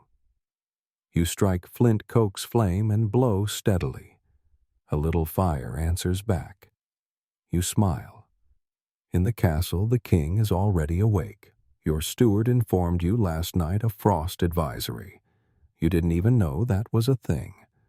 But the advisors like to say it. It sounds important. Curtains are drawn back with ceremony. The frost glistens across the gardens over statues, rooftops, and the stables. You stand in your robe watching it melt slowly off the windowsill. It's beautiful, yes, but cold beauty is still cold. You turn away. As the peasant frost means trouble. The root vegetables could freeze. The thatch might stiffen and crack. The animals need extra feed. You bundle yourself in a patched cloak and step outside each breath like a smoke signal. The grass crunches beneath your boots. Your goat blinks at you, unimpressed by the weather or your attempts to shield it with an old blanket. You work faster now. Frost forces decisions. Which repairs matter most? What can wait? What must be done before sundown? In the castle, frost is inconvenient. You cancel the morning ride. Your horse's hooves might slip. Someone brings heated gloves. Another servant has prepared a small brazier for your lap while you review reports. You're warm again. But it's the kind of warmth you didn't earn, and that bothers you more than you'd ever admit aloud. You remember vaguely the first time you saw snow as a child. You had reached for it through the window with bare hands and laughed. Now you avoid it. The peasant version of you is still working. You've moved to the woodshed, chopping, splitting. Your axe bites into frozen logs with sharp complaints. Every piece that splits cleanly feels like a small miracle. Every one that doesn't, you curse under your breath and throw into the discard pile. You wipe your brow, realizing you've sweat through your shirt despite the cold. That's winter work, shiver, and sweat at once. Back at court, things are heating up for different reasons. Your chancellor brings you word that a lord in the northern provinces refuses to send men for your upcoming military campaign. He says the roads are bad. That frost makes marching impossible. You know it's a lie. You also know he has 3 sons of fighting age and no desire to see any of them buried in a foreign field. You weigh your options.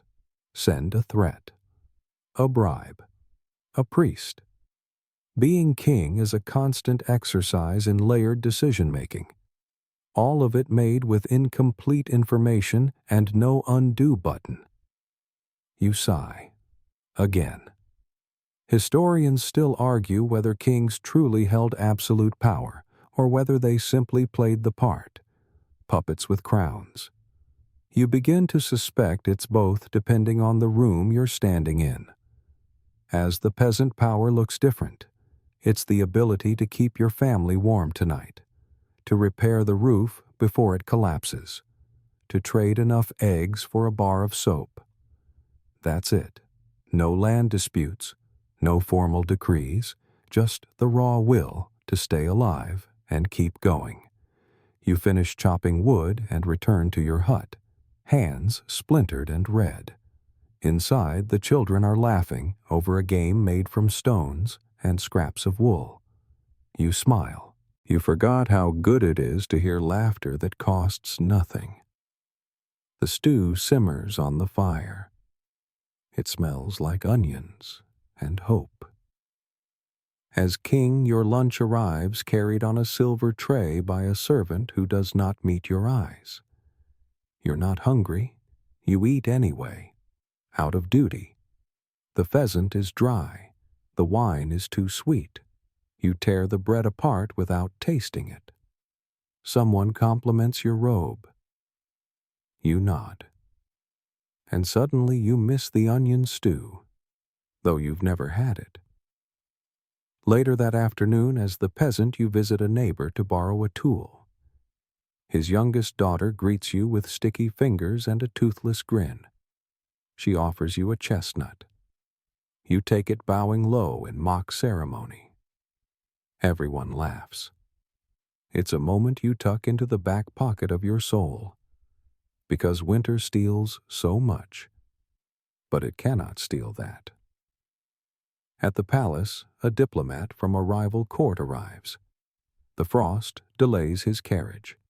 He enters red-faced and apologetic. You greet him formally. Smile carefully. Every word is loaded. Every toast a balancing act. By the end of the visit, you've secured what you wanted, but not without promising something you might regret. Later, alone in your chamber, you sit with your thoughts. You imagine the peasant from the village, the one who waves as your carriage passes, the one who looks tired but never bitter. You wonder what his name is. You wonder what he dreams about. As the peasant, you dream too. Not of castles, not of power, but of spring, of warm soil and open skies, of days without frost or fever, of meals that fill, of hands that hold. And though your hands are rough, your dreams are soft. And that night, under different roofs, both versions of you lie still. The fire flickers low. The frost thickens outside. But inside, there is still something that holds.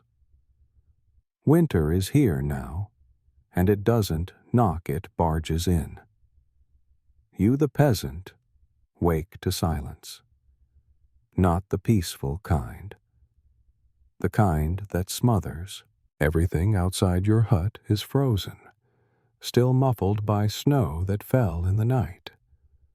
The roof groans under its weight. The window slits glow faintly with reflected white. Inside, the air bites at your skin. You pull the blanket tighter and wonder if the woodpile will last another week. Spoiler, it won't. But you rise anyway. You always do. You shake the youngest child, gently pulling them closer to the fire pit. The embers are barely there. You prod them to life with a twig and a prayer. Your fingers are too stiff to tie a proper knot in your cloak, but you manage. You've done this so many times now that your hands remember even when your mind can't. Meanwhile, the king is complaining of cold, but it's relative. Your fire was stoked all night by the hearth boy. Your furs were turned before you woke. Your slippers were warmed at your bedside. And still you mutter, "Has the steward not ordered more tapestries for this wing?" A valet nods, bows exits. Orders will be followed. But the chill that lingers isn't in the walls. It's in you. Somewhere quieter. Somewhere deeper. You sip warmed wine. It doesn't help. Back in the village, the animals are miserable. You're trying to keep them alive. That's all. Just alive. The cow won't leave the stall. You shovel frozen manure with numb hands. The goat is coughing again. You wrap her in rags, whispering nonsense as if your voice alone could heal her. It won't, but it helps you somehow. You throw more straw. You plug the holes in the barn walls with mud and straw. It freezes on contact. You feel like you're patching a sinking boat with bread crusts. And yet, you keep patching. At the castle, winter means different things. No hunting. No long rides. The nobles get restless. Chess sets come out. Cards. Gossip. Schemes. The air buzzes with boredom. You, the king, host dinners with less enthusiasm. You used to care about the pairings who sat near whom which family's rivalry could be softened with shared venison. Now, you just want to eat and go. The food is the same rich, overcooked, too sweet, too heavy. You long for something simple. A crust of bread. A stew made over fire. You miss flavor. You miss hunger. Historians still debate whether kings were aware of the daily struggle outside their walls. Some suggest they visited villages in disguise seeking understanding. Others call that myth. You've never disguised yourself, but you've thought about it, and that thought alone sets you apart. The peasant you would have been has just come in from the barn. Your shoulders ache. Your feet burn from thawing near the fire. You eat slowly, boiled beans, a few scraps of salted fish and onion. The same meal for the 5th day in a row. Your spouse says nothing, but their eyes ask the same question as yours. Will the stores last? You don't answer, because you don't know. As the king, you sit before the fire in your private chamber. An advisor reads aloud. You don't hear the words. Your mind is elsewhere. You stare at the flames and wonder what it would be like to chop your own wood. Not as punishment, not for show, just to do it. To feel the crack and snap and weight in your hands, to make warmth with effort. Instead, you nod. You dismiss the advisor. You stare deeper into the fire. And you imagine snow falling over a cottage roof. That evening, the peasant family gathers around the hearth. You, your spouse, the children. Everyone wears more layers, blankets wrapped like armor. You trade stories, some real, some not. The one about the miller who outran a bear. The one about the fox that stole the priest's wine. The one your father used to tell about stars being the eyes of saints. The children laugh. You smile. And for a moment, you don't feel the hunger. In the castle, the nobles gather for a masked celebration. A winter feast. Costumes, music, dancing. You, the king, wear a half mask shaped like a lion. It was made in Venice. It smells faintly of lacquer and perfume. You dance once, smile twice, pretend the third. Then you retreat. You slip away down a quiet corridor to a window that looks out over the lower villages. Lights flicker in the far dark. One of them could be a hearth. One of them could be a candle beside a child's bed. You watch them like stars. You wonder if one belongs to someone who's thinking of you. Not the king. Just you.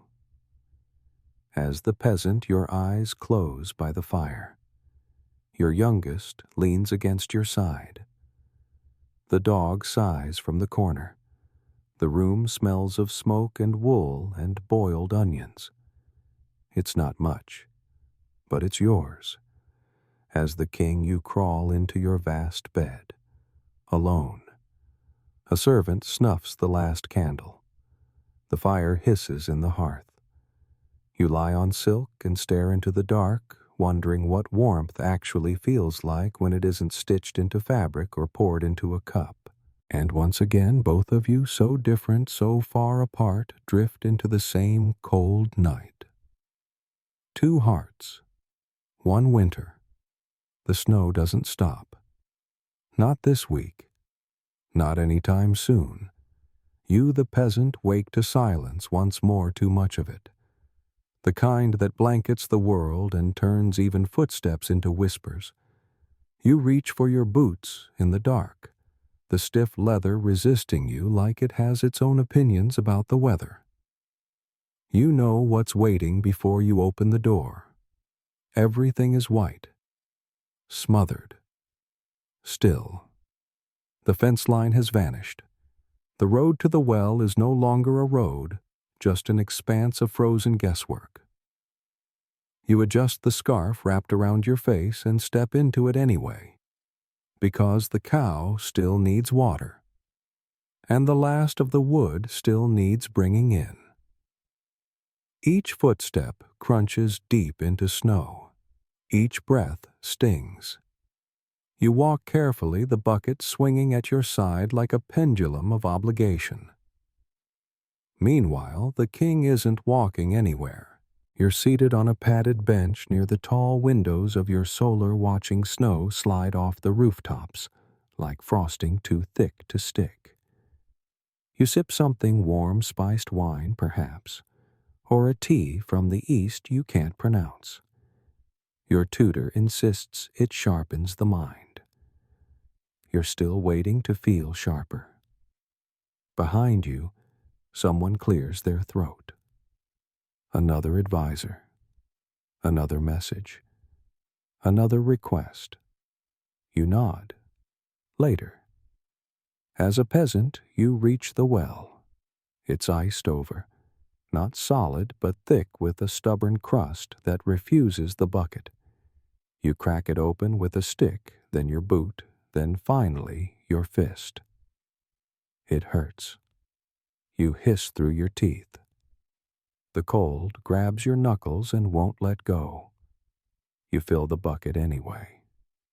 Your hands are red, shaking, but you carry it back, because that's what survival is, not heroism, just refusal. Back in the castle, there's discussion of snow damage. One of the outlying villages has lost its grain stores to a roof collapse.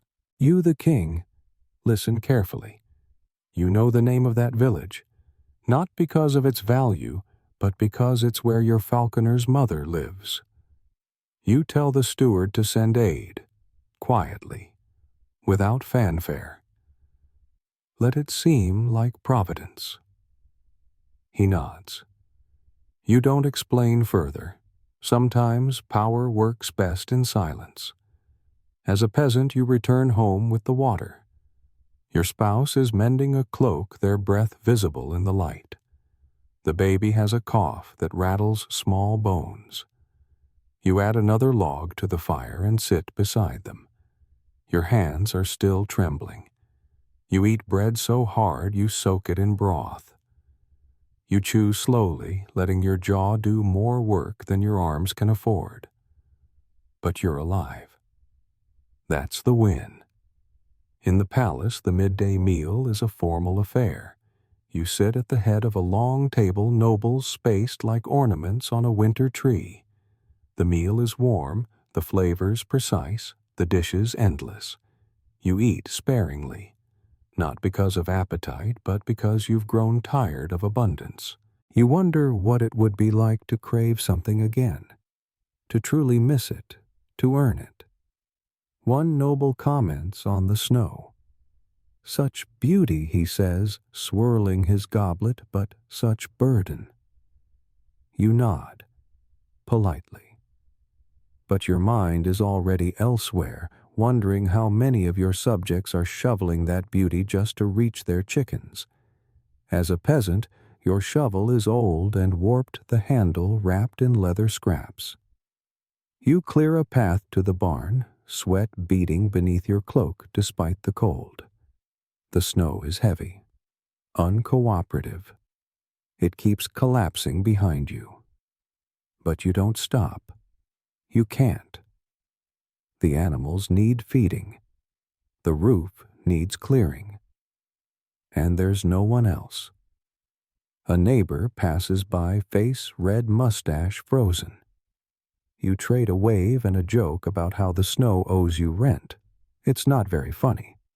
But in this weather, any words that don't end in cursing or coughing feel like luxuries. Back at the castle, a messenger arrives with news from the south. Flooding. Rot. A failed shipment of grain. You, the king, trace your finger across the map. You see what's coming. Shortages. Desperation. Perhaps even rebellion if things worsen. But you don't panic. You make plans, quiet ones. You ask which lords have overstocked their cellars. You begin the process of redistribution, though you don't use that word. It makes nobles nervous. You use assistance. It sounds cleaner. As the peasant, you spend the evening drying out your boots by the fire. One has a hole. You patch it with wax and cloth. It might hold. It might not. Either way, you'll wear them tomorrow. The baby's fever has gone down. Your spouse thanks you for fetching the water. You say nothing. You nod, because inside your chest is thawing just a little. At the castle, you sit by your window once more. It's dark now. The torches below flicker in the snow. You press your fingers to the glass. It's cold, but not sharp like real cold, just an echo. You sip your tea. You think of spring. You imagine a field, not drawn on a map, not taxed or disputed, just a stretch of dirt and possibility. You imagine walking it. No guards, no robes, just the sound of your own footsteps in warm mud. As the peasant, you fall asleep beside your family, huddled close beneath blankets, heavy with the scent of smoke and sour wool. The fire dims to a red glow. A log pops. The dog growls once, then settles. Your eyes close. You dream of bread, warm, soft bread, and laughter, and light. As the king, you lie beneath silk and fur, surrounded by warmth. You didn't earn today, and your eyes close too. But your dream is different. You're in a village, and someone hands you a bowl of onion stew, and for once, you eat with your hands. Time slows in the deep of winter. You, the peasant, measure your days not by bells or parchment, but by how often you have to go outside and shake snow off the roof. Today, twice already. Maybe a third by sundown. The sky is pale like old parchment soaked in milk, and flakes drift slowly, lazily, as if they have nowhere better to be. You feel the same way. Inside the hut, everything smells like boiled cabbage and old wool. The stew pot simmers low over the hearth. Your spouse hums softly while stirring breaking up lumps of barley with the back of a spoon. The children sit nearby carving shapes into firewood with a knife so dull it's safer than a spoon. No one's talking much. There's nothing new to say. At the castle, it's not much livelier. Your royal self is seated in the high chamber, surrounded by advisors, all talking at once, each voice carefully modulated to sound concerned, but not panicked. The roads are snowed in. Supplies are delayed. A few guards are stranded at the western post. One advisor suggests moving troops. You sip wine instead. Let the snow win today. Outside, the frost has painted your windows with silver ferns. You trace a line through one with your finger. The heat from your skin melts it instantly. The world beyond remains distant. Back in the village, the day crawls. You're repairing a yoke by lamplight now, the tool spread across your lap like a sleeping child. The leather bindings are frayed.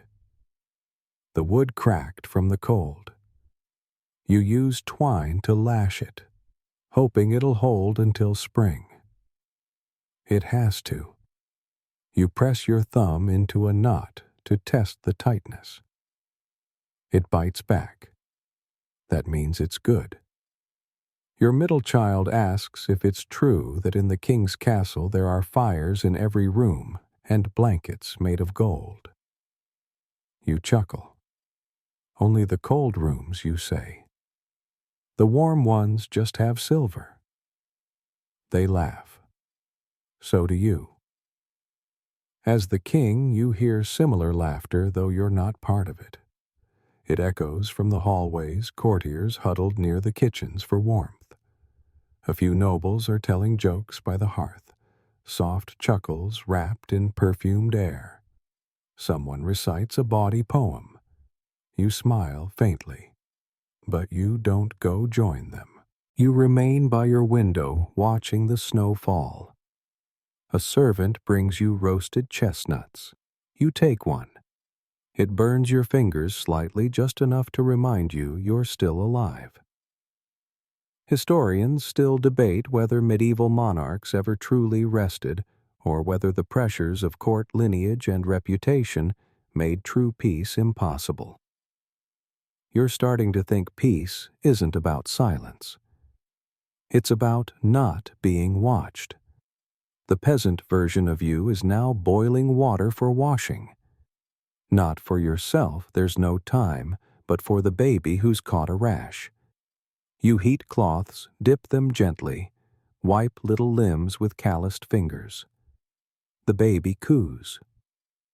For once, they don't cry. You feel a small triumph.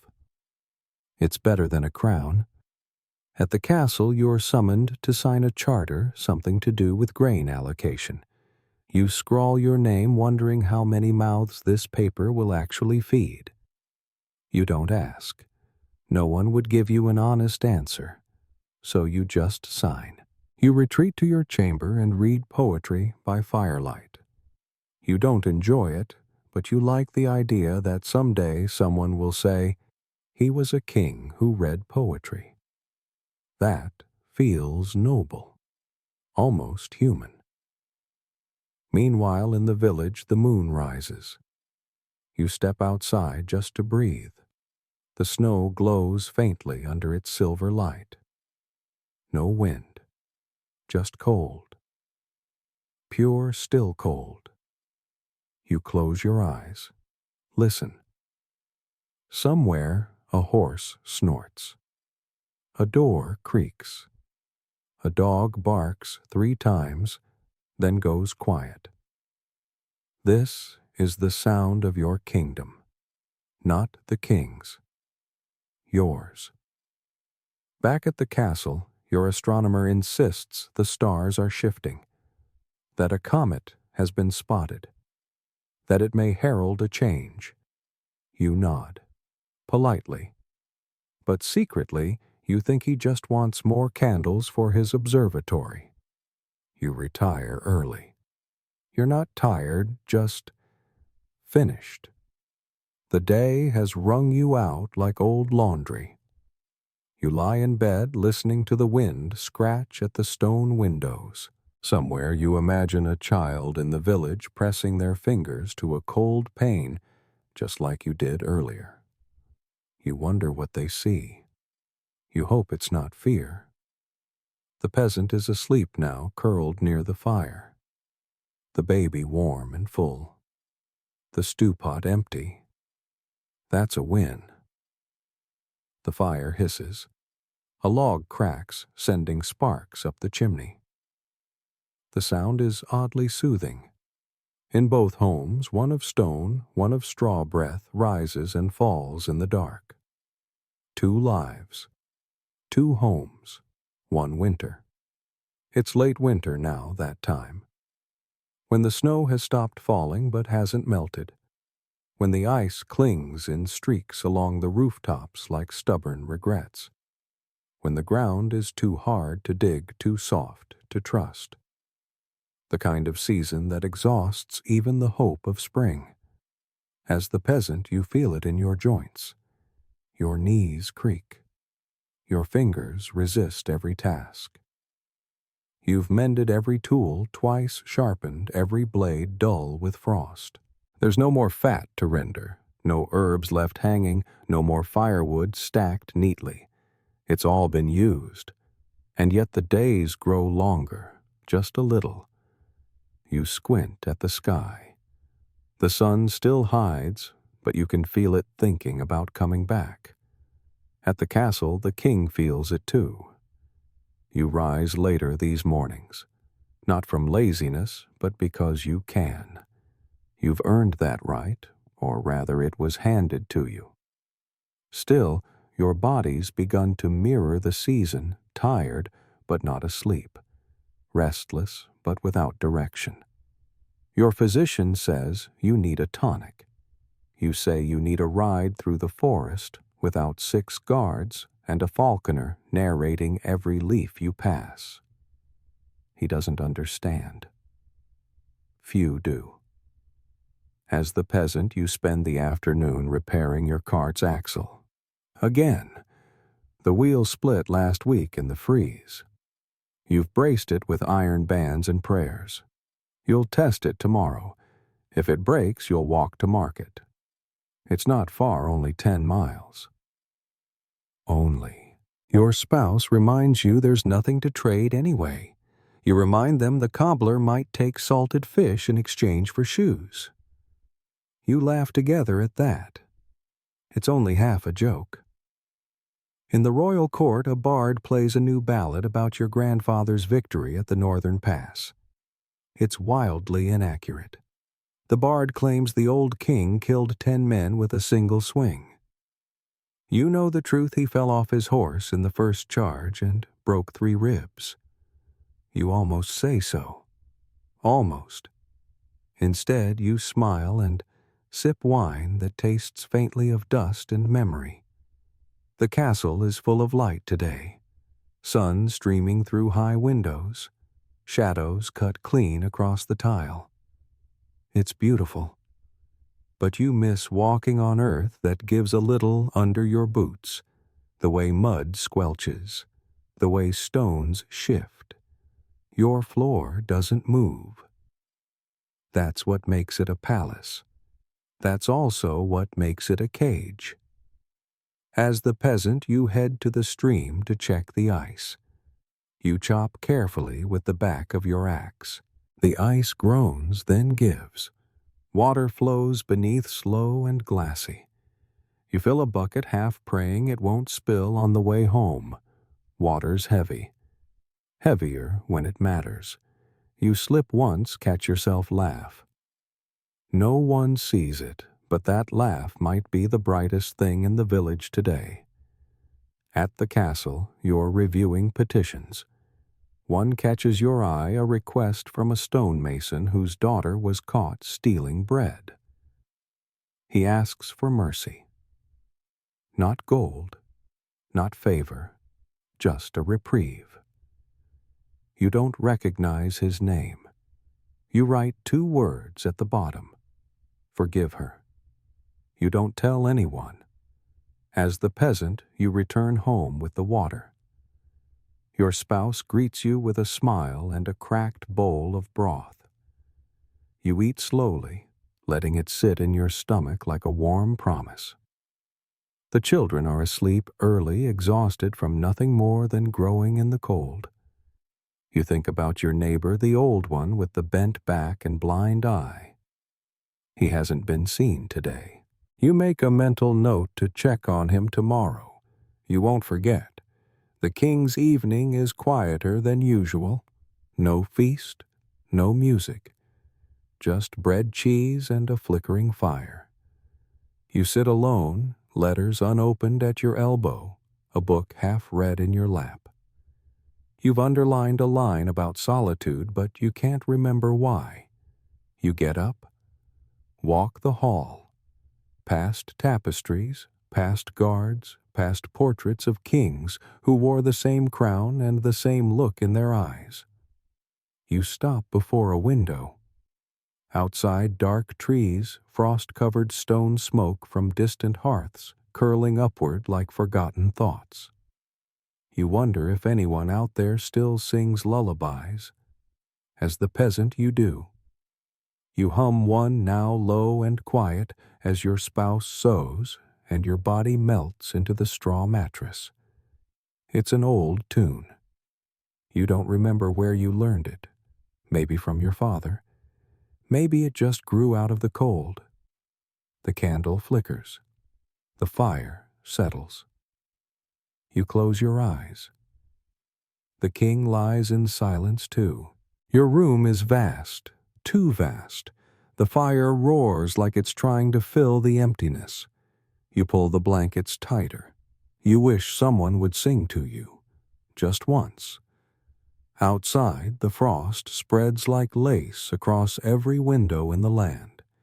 And beneath that frost, 2 hearts beat at different tempos. But they both long for the same spring. You wake to the smell of earth. Not mud, not mold, but earth, that first thawed breath of dirt rising through melting snow. As a peasant, it catches you off guard. You step outside, and the sky is pale blue for the first time in what feels like months. The snow is pulling back in patches, revealing the mess it hid. Broken fences, half-buried tools, the bones of a dead chicken no one noticed in January. You exhale steam and hope in equal measure. Spring is trying, and so are you. At the castle, the change is announced with ceremony. A priest steps forward during morning prayers and declares the end of the winter season. Candles are snuffed. Drapes are drawn open. Harps are played. Someone releases a dove. It immediately flies into a window. You pretend not to see. Your court applauds anyway. You, the king, allow yourself a smile, but a small one. You know the frost doesn't leave all at once. Not outside. Not inside either. Back in the village, you grab your spade. It's not quite planting time, but the soil needs turning, and the thaw has softened just enough to bite into. You press your boot into the edge of the blade and lean with your whole body. The spade sinks. The earth releases a soft sigh. That smell again. Fresh dirt. New life. Hard work. You pause to stretch your back, the sun kissing your face with something like kindness. You've missed this. Your hands remember every inch of this field. In the castle, you're reviewing spring levies. Which villages owe what? Which barons have fallen behind? A map is unrolled before you, parchment covered in ink and accusation. You push it aside. Instead, you ask for a list of the poorest farms. The steward blinks. You repeat the request. You want to know who needs help this year, not who can afford not to. The peasant you would have been is now planting onion seeds. Your spouse is helping their hands just as calloused, their patience just as deep. You speak little. The work is sacred, quiet.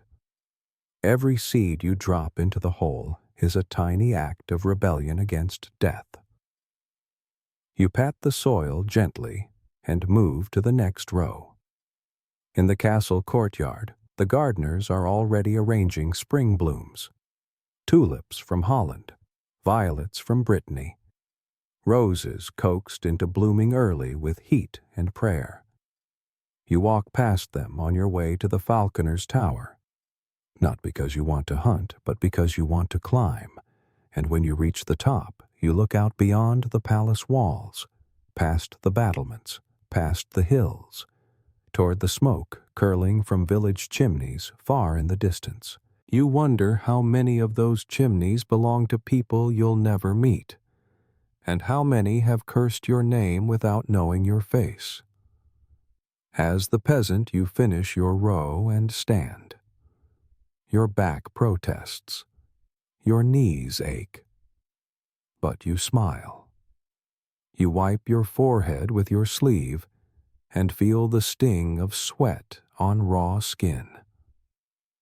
Your youngest runs to you holding a rock shaped like a heart.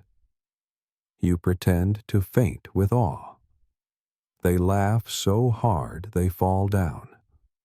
You both sit in the dirt, giggling like spring itself. Historians still debate whether peasants felt pride in their work or simply endured it. The truth lies in these moments, not in the harvest, but in the planting. In the castle, the afternoon passes with small victories. You receive a carved figurine from a northern village sent as tribute. It's crudely made, uneven, a little grotesque, but it makes you smile more than any jewel this week. You ask the page to place it by your bedside. They hesitate. You insist. That night, the peasant family eats nettle soup and flatbread. There's even a bit of fresh goat cheese traded for half a dozen eggs. It's the best meal of the week, maybe the month. The candle burns low, casting shadows across the room like dancing ghosts. You talk about the planting schedule, about the neighbor's sick cow, about the time lightning struck the old oak and split it like firewood. Stories that keep the night soft. In the castle, your evening meal is simpler than usual. You asked for it that way. Broth warm bread, a piece of trout caught from the royal river.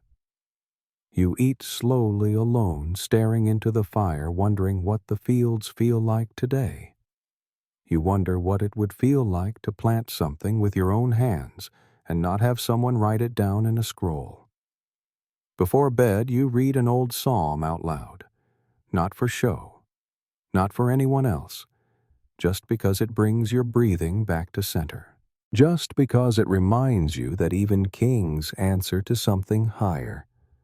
That night, the peasant sleeps with the window cracked. The air smells different now, less like survival, more like promise. You fall asleep holding the rock your child gave you. It's still in your pocket, still shaped like a heart, still warmer than it has any right to be. The king sleeps too. The figurine sits on your nightstand watching like a lopsided guardian. And somewhere in both dreams, there is a garden. And this time, everything grows. By now, the world is waking up. The thaw is real. The mud is deep, the birds are loud, and for once the sun rises without apology. As a peasant, you step outside and stretch. Truly stretch, arms wide back, arched jaw open in a silent yawn you don't even try to hide. Because this morning is different, warmer, softer. You can smell it in the air, damp wood, old leaves, something green and urgent. Spring isn't coming anymore. It's here. You walk the edge of your plot checking for damage. The fence survived barely. The gate swings if you lift it just right. You'll fix it later. You always do. Your spouse joins you brushing dirt from their hands. You talk about the planting, about the possibility of cabbage, about maybe, just maybe, having enough this year to set a little aside. Not much, but enough. And somehow that single word enough feels revolutionary. At the castle, spring arrives differently. It's not the smell of dirt, but the smell of waxed floors and perfumed letters. Guests arrive. Nobles emerge from winter chambers like colorful birds, powdered-laced, flushed with renewed vanity. They talk of gardens and gallops of falcons and feasts. You, the king, sit through it with polite amusement. You raise a goblet. You praise the changing season. You smile as someone makes a joke about spring's lusty air. But your mind is far away, still standing in a village field, staring at the rows of onions you never planted. Still thinking about the figurine by your bed. Still hearing that peasant laughter so much richer than court applause. As the peasant, you're building a scarecrow today. Your oldest child insists on painting its face. It looks ridiculous. You let them do it anyway. The eyes are too big, the mouth crooked. But the wind flaps its sleeves with the same grace as any banner in the king's court. You drive the stake deep into the dirt. It feels good, real, useful. Your neighbor brings over a packet of seeds. "Saved these from last year," he says. "Figured you'd get more use out of 'em than I would." You thank him. Offer eggs in return. He waves it off. Plant something sweet for once, he says, so your children know what a plum tastes like. In the castle, you're holding court again. Disputes, land, titles, tithes. A noble argues about who owns the right to fish a stream that neither of them have ever seen. You listen. You pretend to care. You resolve it with a coin toss hidden behind diplomacy. Then you step outside. Alone. No guards. Just a cloak. You walk to the edge of the orchard behind the castle where no one usually goes. The trees there are wild, untrimmed, forgotten. You place a hand on one, and for a moment you forget everything else. Historians still argue whether monarchs had private moments like this, whether they ever touched the land without ceremony, whether they ever escaped the weight of their own roles. Perhaps they did. Perhaps the stories just didn't survive. But this one does, because you're living it. As the peasant, you plant peas today. Small green promises buried beneath black soil. Your fingers move fast, precise. The children help, though mostly they get in the way. You don't mind. You pause just once to look at the line of seeds in the furrow, and something inside you lifts. In the castle, you return from the orchard with mud on your boots. A servant gasps. You wave him off. You keep walking. You leave a trail across the tile and feel no shame in it. That night, you skip the feast. Instead, you dine in your chamber, fresh bread, goat cheese, and an apple. It tastes better than roast swan ever has. The peasant family eats outside for the first time in months. Just stew and boiled greens, but the breeze makes it feel like a festival. The dog runs in circles. The baby throws a spoon. Everyone laughs. Your spouse leans against your shoulder. The sun lingers. You don't rush it. At the castle, the court sings. Music drifts through the halls. Somewhere a dancer leaps. Somewhere wine flows. Somewhere someone is boasting about a hunt they didn't actually attend. You close your chamber door. You sit in silence. And you listen to the fire crackle, to the birds just outside the shutter, to the soft breath of the world exhaling after a long sleep. You don't feel like a king tonight. You feel like something older, quieter, something human. As the peasant, you fall asleep to the sound of frogs in the ditch and wind in the eaves. You dream of plums and fresh bread and a scarecrow that dances when no one's watching. As the king, you fall asleep to the same wind. And you dream of a field you'll never own and seeds you'll never plant, and the sound of laughter across soft spring soil. 2 beds, same sky, one dream. By mid-spring, the world is fully awake, and so are you. As a peasant, you rise with purpose. The planting is nearly done, and the days stretch longer than your shadow now. You smell rain in the distance, and the wind carries a warning that makes you double-check your thatch and tie down your tools. Your body still aches, but it's a lively ache, the kind that lets you know the work matters. You kneel at the garden bed, pressing seeds into the soil one by one. Your fingertips are caked in earth, but your mind is clear. Each tiny kernel is hope wrapped in a husk. You place it, cover it, and move on. This is your power. Meanwhile, at the castle, the king is entertaining guests. They arrive in carriages trimmed with gold and wheels so clean they practically gleam. Their cloaks are lined with mink, their words lined with compliments, their intentions less clear. You smile, you flatter. You listen as a duke compares the price of tulips to the cost of a ship.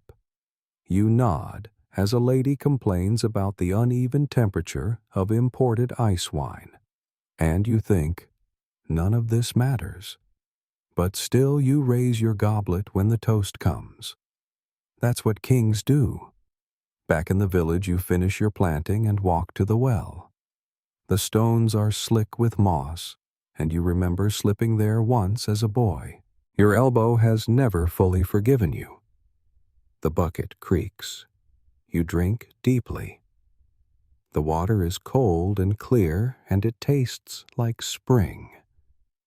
You smile at the neighbor girl watching you from her doorway. She waves with a hand sticky from jam. You wave back with a hand sticky from mud. It feels like balance. In the palace, a banquet is being planned. You oversee the menu more out of habit than interest. Boar pheasant, sugared pears, eel pie. You request that the bread be baked locally. Your steward tilts his head like he misheard you. No imports, you repeat. Let them taste what our soil can do. He bows and scurries away. That night, the court dines in splendor. But when your bread arrives, still warm, dense, a little misshapen, you close your eyes after the first bite. Not because it's perfect, but because it's real. And suddenly, that's all you want. As the peasant, you sit beneath a tree with your spouse. The children are asleep inside, and the sun is just beginning to give way to a cooler wind. You eat supper with your hands, simple, warm, filling. You chew slowly. You don't talk much. You don't need to. Silence is comfort here. Your spouse rests their head against your shoulder. You stare at the rows of seedlings and wonder how many will survive. Not all of them. Never all. But some. That's enough. At the castle, the queen sings tonight. Not for the court, for herself. A lullaby in a tongue older than the kingdom. You hear it through the stone walls as you walk the corridor alone. It echoes in a way that makes your chest ache. You don't interrupt. You simply pause. Listen. Remember. Historians still debate how much of a king's heart belonged to the crown and how much remained human. Whether a monarch could keep a piece of himself untouched by politics and power. You've stopped debating. You know the truth. You carry that piece like an ember in your ribs. In the village, the fire is low again. You poke at it with a stick, watching the embers glow like stars dropped from the sky. Your spouse is humming. The tune is familiar, though you can't name it. You lean back, letting the warmth soak into your legs. You've never had much, but right now, you have enough. The king stands at the balcony watching the torchlights flicker below. The breeze carries the scent of lilac and something simpler, baking bread maybe, or sweat, or soil. You inhale, deeply, and for once, you don't think of battles or treaties or the lineage carved into marble in the chapel.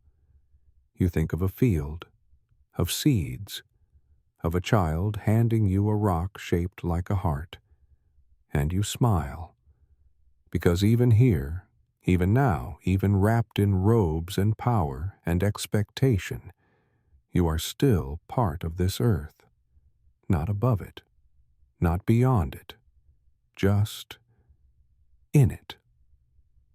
The peasant dreams of rain that doesn't flood, of bread that rises tall, of onions, fat as fists. The king dreams of silence, of wildflowers growing on castle walls, of walking through mud and not being recognized. And somewhere in the dark, the roots of all things creep silently toward the light. One world, one spring, one quiet, unspoken promise that we all come from the soil, and someday we return. The wheel turns, as it always does. You, the peasant, wake to sunlight streaming through the slits in your wooden shutters. The light hits your face with no hesitation, warm, golden, gentle. You blink, stretch, and for once, nothing hurts. Not much, anyway. Outside, the earth is singing. Birds argue in the trees. Bees hum above clover. A rooster announces his superiority to the world with full-chested absurdity. You smile into the blanket and let yourself stay still for just a minute longer. Then you rise. Your spouse is already at the hearth, humming over a pan of eggs and greens. The children are outside chasing one another through the rows of barely sprouted beans. You step out the door and into your day without shoes.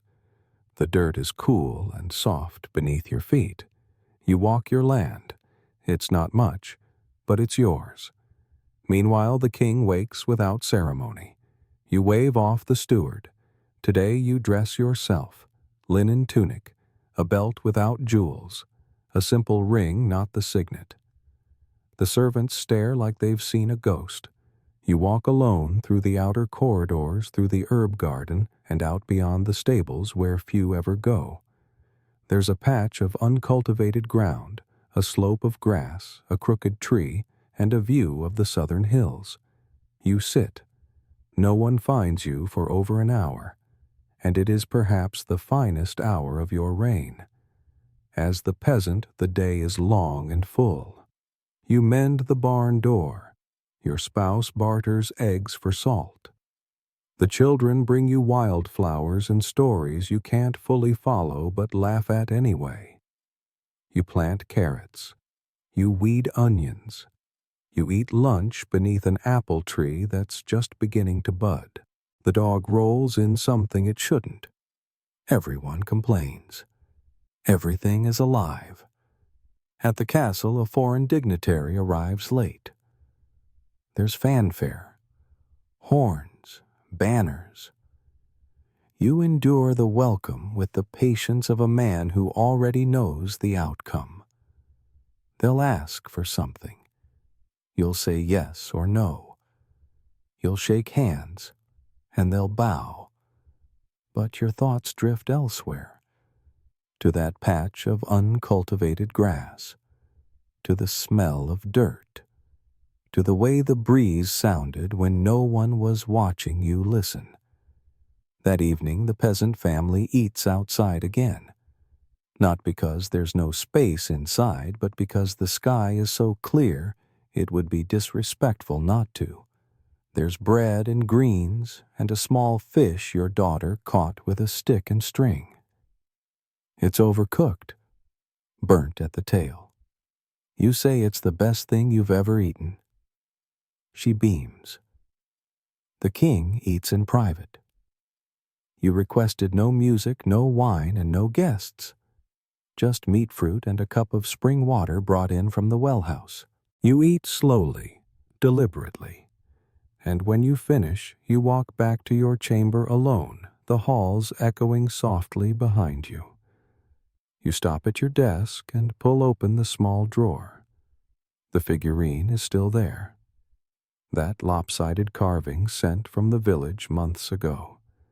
You set it on the windowsill and leave it there, just in case someone ever needs reminding that kings are carved too and always by rough hands. The stars come out. In the village they shimmer through branches. In the castle they shine over towers. And in both places a single thought drifts upward with the night air. This life was not wasted. You, the peasant, fall asleep with your hand on your chest, warm from the fire and the closeness of family. Your dreams are simple rain that waits for harvest cows that don't wander, laughter that lingers. You, the king, fall asleep alone, but not lonely. You dream of walking barefoot unburdened through rows of green things you never planted in soil that doesn't care about crowns. And just before the dream fades, you kneel and press your hands into the dirt, because it remembers you, because it welcomes everyone. In the end, there are no titles in the ground, only roots and rest, and stories whispered back into the earth from which we all began. And now you lie still.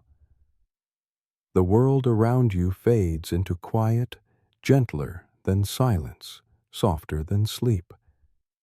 Whether you were the king in silk robes or the peasant with straw on your shoulders, whether you ruled armies or rows of cabbages, you walked through a world that asked everything from you, and somehow you gave it. The earth remembers your footsteps, the air remembers your voice, and the stars, those quiet watchers, know your name even when you forget it. Let your body go heavy now, like a spade sinking into soil. Let the warmth of the day drift through your limbs like a fading campfire, each ember settling into ash, each muscle surrendering, releasing, resting. The roads are all behind you now. The field is planted. The kingdom is quiet. And you are safe.